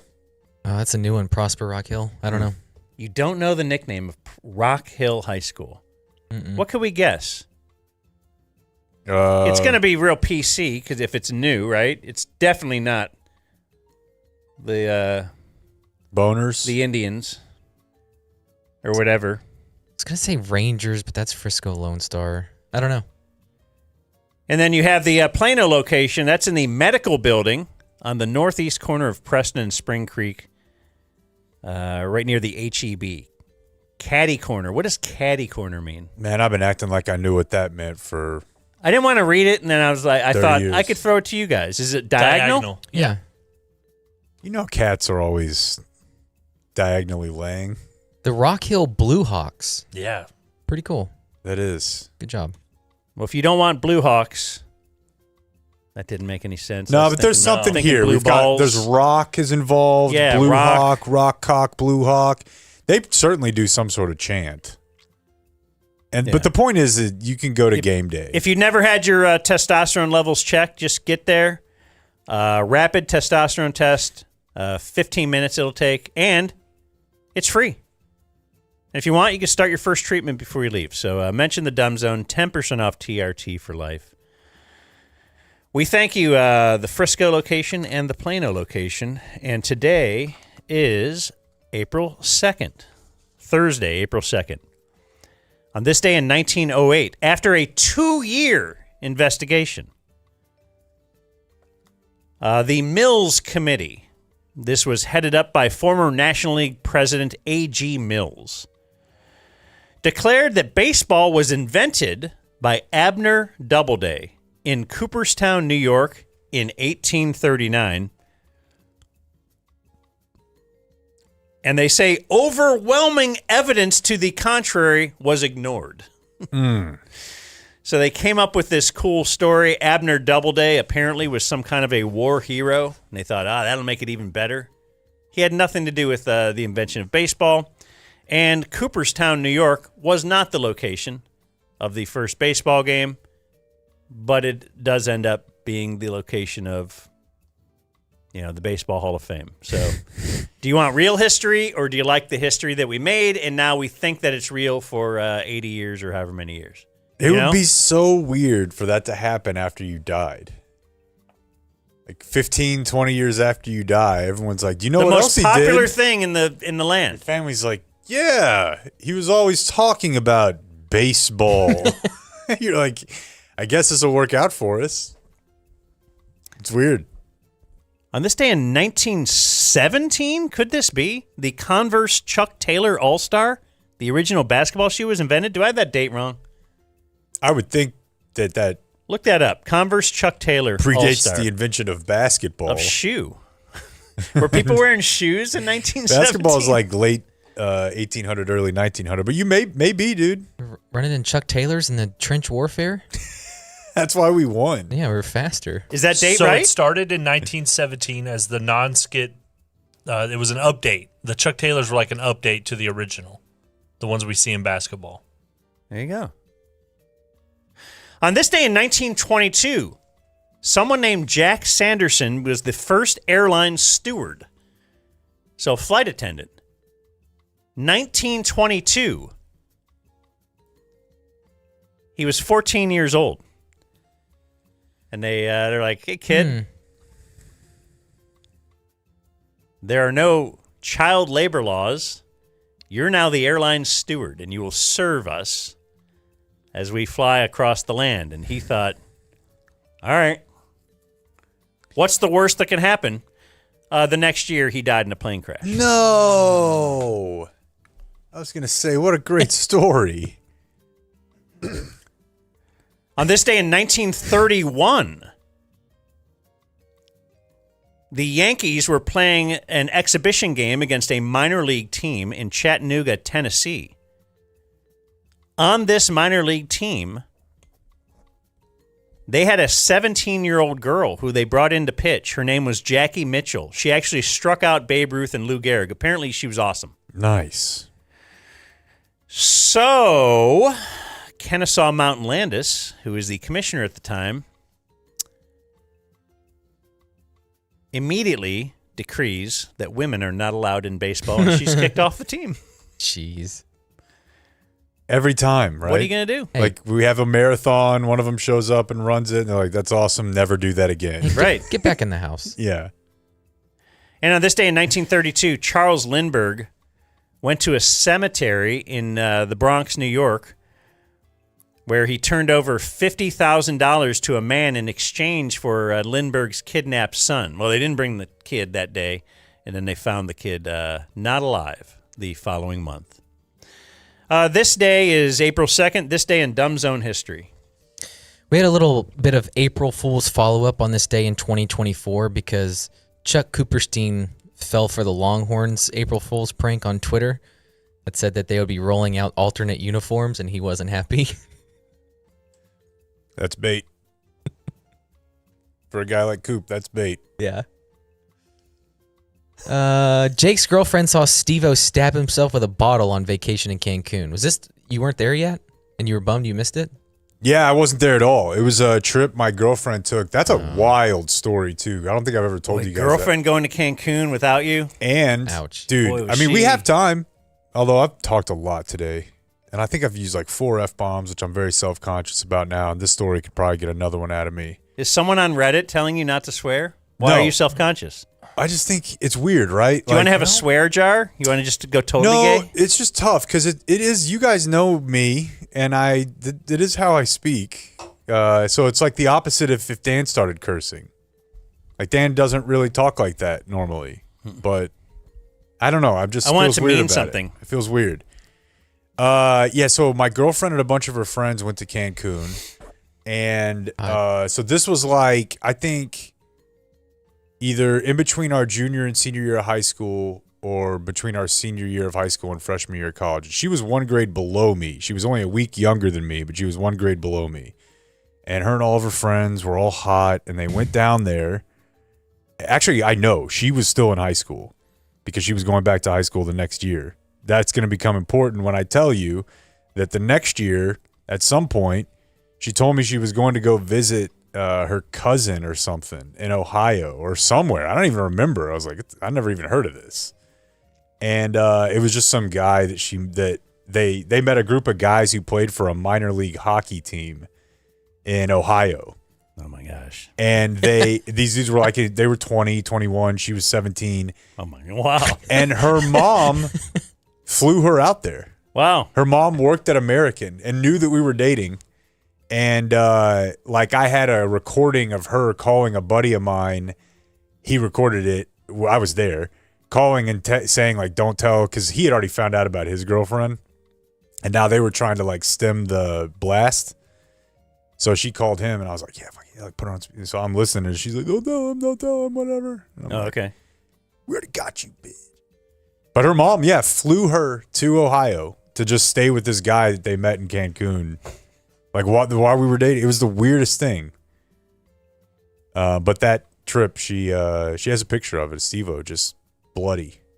Like a snapped photo. Bit of a Mel Hall type story. Mel Hall dated a 17-year-old or maybe even 16 when he was with the Yankees. Yeah, I'm going to say he was considerably older than that, though, right? This guy was like early, well, maybe. Okay, yeah, no, he probably was 30, but the parents were like, okay, you're dating Mel Hall? Yeah, we'll drive him over. Yeah, and that really kind of lets you know she was like 16. where I stood, because it wasn't a New York Yankee. It was just some a guy. minor league hockey player. Yeah. Y'all were stoked on the eclipse upcoming. This story was made today that the world's largest moon pie is to be made during the eclipse. We had a lot of couples announcing their wedding would be during the eclipse. Well, that's right. You didn't do any space news today. We're going to the moon, bro. If you want space news, you better tell me about it, or you better call for the ball. I thought you get You the had the space.com sub, yeah, newsletter. You're expensing Space Plus every month on the Right. card. All right, tomorrow. Okay. We're going to have an update on the moon. At the ballpark. I got to write that down. And then it was on this day that this was thrown down. This was in 2024. By May 1st, Dan will be able to name every MLB manager, and Jake will name every WNBA coach. I think I really nailed that. You did. Jake? Kind of did. Kind of did. But that was a different time. Should we do it again? I also got it enjoyed the right. bit.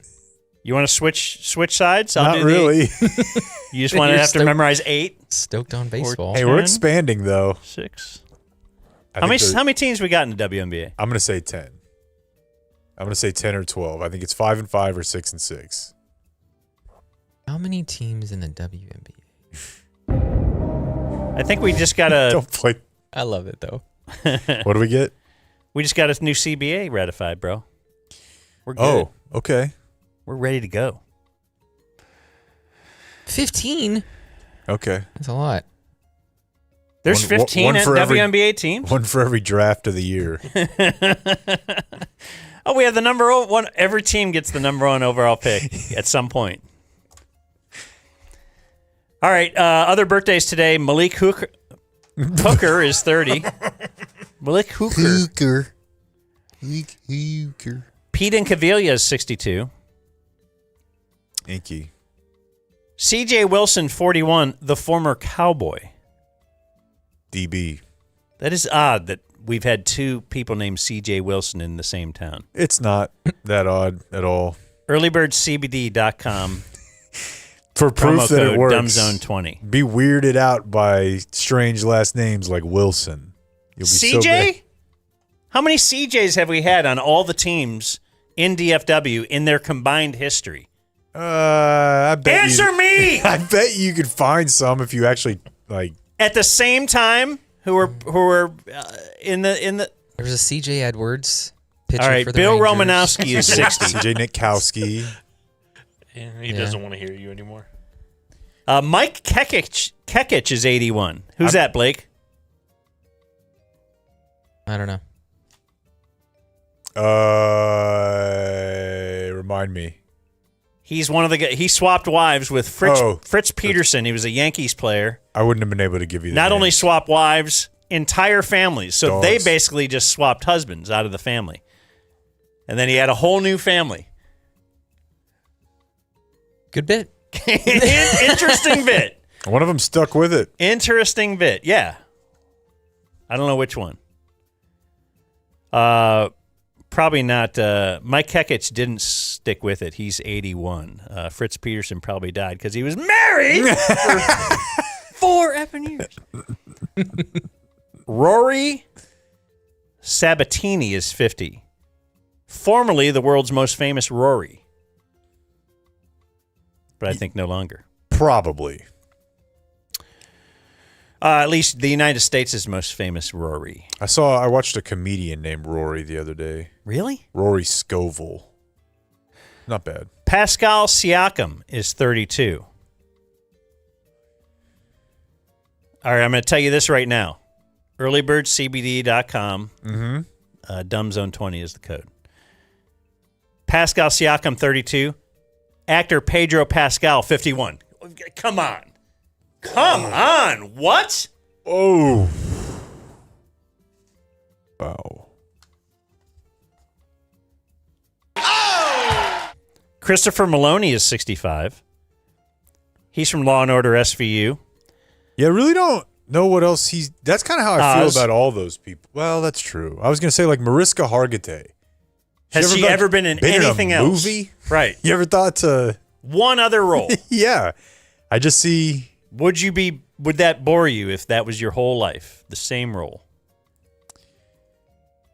Because she's been doing it for like 30 years, right? 20? At least 20. Yeah, I think for sure more. Chris Maloney, by the way, I met him. Little guy. Little fella. Yeah. Blake would be patting him on his little head. That's and not good to know. not Blake's not super short, but I was told this today in a group chat. A buddy of mine is on Hinge, the dating app. Mm-hmm. He is my height, if not shorter. On his dating profile, he put 6 foot. No. And they kicked him off the site. Ah! Like he got reported? He went on a first date and the girl reported him. We will have he got kicked off the app. That's incredible. Little ABS system. That sort of honor. Yeah, man. Like, I wonder if they would have done it, if she would have done it, if it wouldn't have been so egregious, right? Yeah, like he's 5'11". Yeah. Yeah. She was so... Or if they got along. She was... Yeah. Yeah. She was so upset by this that she reported it to the authorities, the internet authorities. Have you ever done a dating site? No. You? Yeah. No, oh yeah, dude. He's got a whole Dating tips, bro. Yeah. No, I missed the boat. That's another one where I feel closer to you. That's how I met the French au pair. That's so great. Barry Hansen is 85. He is Dr. Demento. One of those weird cultural things. If you know, you know. Yeah. Quavo is 35. LeBron. Yeah. Man, I was listening to an interview with 2 Chainz the other day, and he was trying so hard to cover for LeBron. Interviewer was like, so I mean, yeah, he told you to just put all the songs on the album, right? Like he created the deluxe album. And 2 Chainz is trying to be nice about it. He's like, we were listening to the songs, and he was just like, all these are good. You should put them all on. So he kind of did. It's like, no, but fine. Again, Don't talk trash about LeBron or Steph Curry. Right. Well, if anyone ever interviews me about it, I will confirm that you did invent YouTube. Thank you. Rapper Young Jock is 43. Do you know who that is? Yeah, what was that? The hit? It's going down. Yeah, I'm not doing well on rap music Shoulder today. So lean. the lean is what I was going to say. That's yeah. Young Dro. Okay. And our Dumb Zone birthday of the day is It's Jesse going down Plemons for is real. 38. No, that's Florida. The great Jesse Plemons. That's Meet me in the club. From Breaking It's Bad and going then down. everything else great. Did he win the Oscar this year? For Bugonia? I don't know. Who could? No, he didn't. He's Okay. from here. Is he? I know we've had him on. He's great, and he will win an Oscar someday. Write it down. Before Luka wins an MVP? Ooh. Who? The end of the show. If there's ever a time to do it, it's after 2:15. Well, I'm just saying I don't know. That's a tough one. I think both things will happen, but what a vexing question. Earlybirdcbd.com/ I was talking about it last night with our good friend Steve Carbone on his sports podcast, and he told me one thing offline that I meant to tell you guys during viewer mail. So Steve Carbone, Reality Steve, used to be a producer for Jim Rome's radio show, Romy. Bring it. So they were out in California, and Steve Carbone, Reality Steve, is a true radio guy, and he used to make prank calls to other radio stations in San Diego. Okay. Including a man named Paul Mahan, who you may know as Hacksaw. Good stuff, Corby. And he was like, yeah, we would prank him all the time. We would just call him, mess around. And I was like, dude, that's great. He said, speaking of Hacksaw, he used to take the weekly press conference call of the QB that was playing the Chargers that week, since Hacksaw was the play-by-play guy, but then splice together all the answers the QB gave, then go record himself asking the question. And at the open of his show, he would pretend that he had an exclusive with, say, Hacksaw Dan would? Marino. Wow. It was 1995, so he could get away with it. He did it literally every week with the other team's best player and pretended that he landed these big-time interviews So all if the you're time. listening, you're like, Hacksaw, dude, he is so plugged in. Unbelievable. That is great. He's getting every big guest. Yeah, and he'd lead with it that week. Like, we're starting the show off today with Lawrence Taylor, Giants, Chargers. That's great. It is great. That's the move. Born on this day, now dead, Giacomo Casanova. When did Casanova live? I don't even know what this is. Was he a... His countless affairs made his name synonymous with womanizer. So somehow this guy who's spreading, pussy wieners everywhere. A discharge. Yeah. Somehow, though, we have held this up. Like, hey. That guy's a real He's discharge awesome. spreader. Yeah. Man, I got nothing. Give me a century. 1800. 1800? 1500. 1700. It is 1725 to 1798. Like, is it, I guess, Italy? Is he an Italian fella? Probably. French, Italian. No disrespect. Also, Sir Alec Guinness. I think that's Obi-Wan Kenobi. Split the G. And born on this day, now dead, Rodney King. Dead on this day, still dead. What's your Rodney King bit? He's the Died- only person called... Oh, a motorist? Yeah.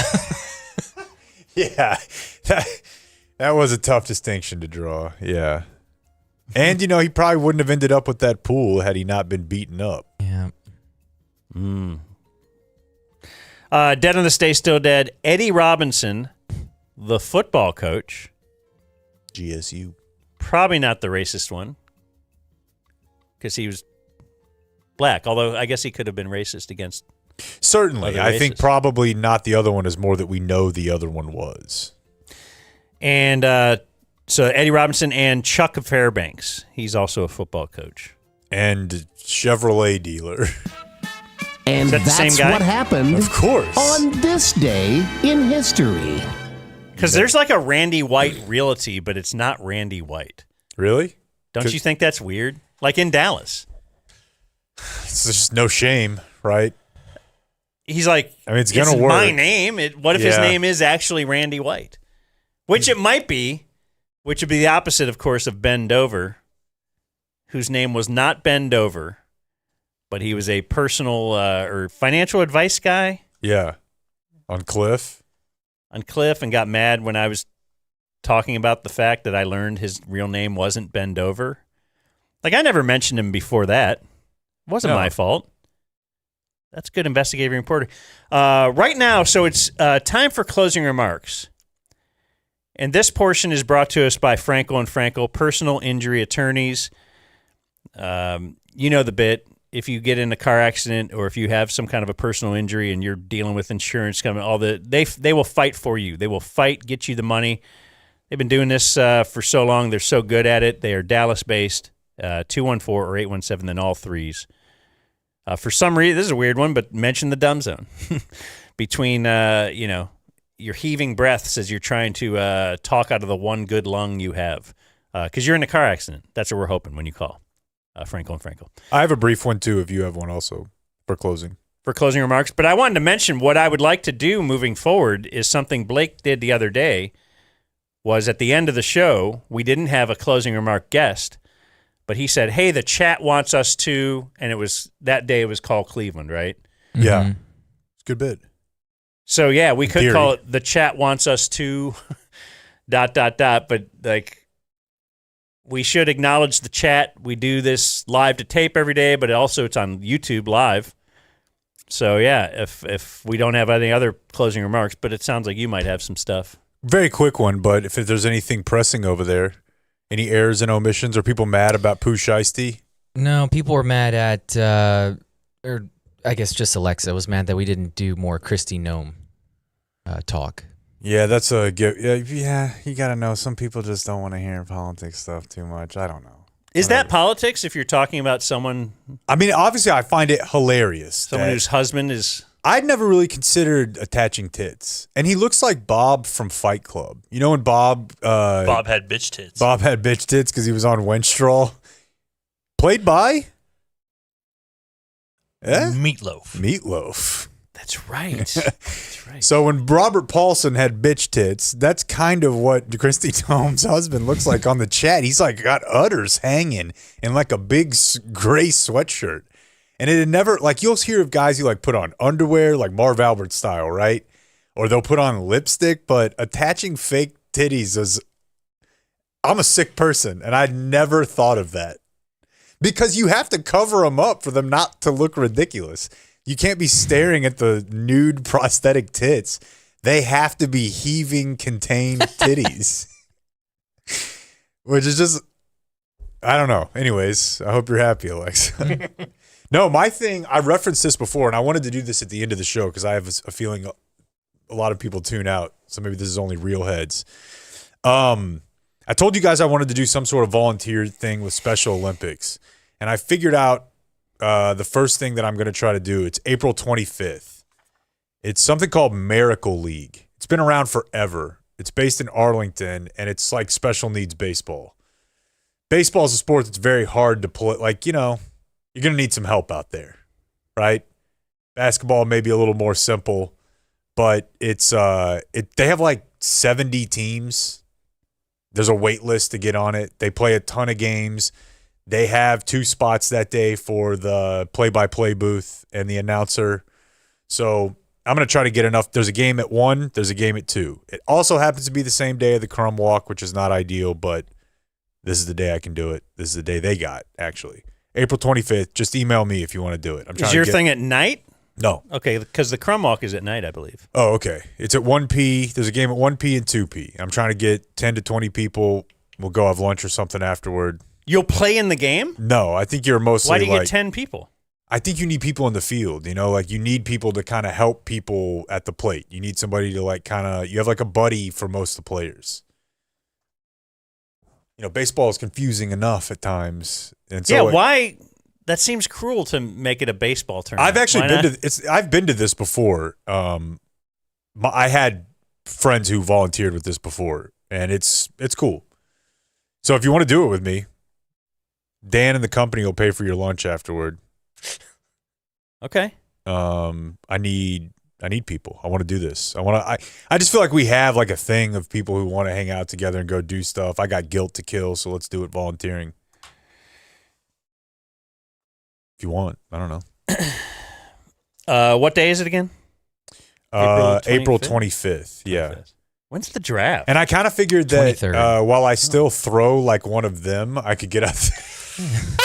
This is the only reason he wants to do this. Yeah. So he can have a force field and can compare himself. Scoreboard on. Right, yeah. They're like, oh, wow, you throw great. Yeah, I know. Because, the other day we were doing a thing with our new pool company yesterday, and those guys were laughing at him. No, they weren't. Adios, mofo. We gotta go. See you at the before ballpark. This becomes a zoo. Thank you for watching my video. Subscribe and type for my name if you want to watch more of my videos.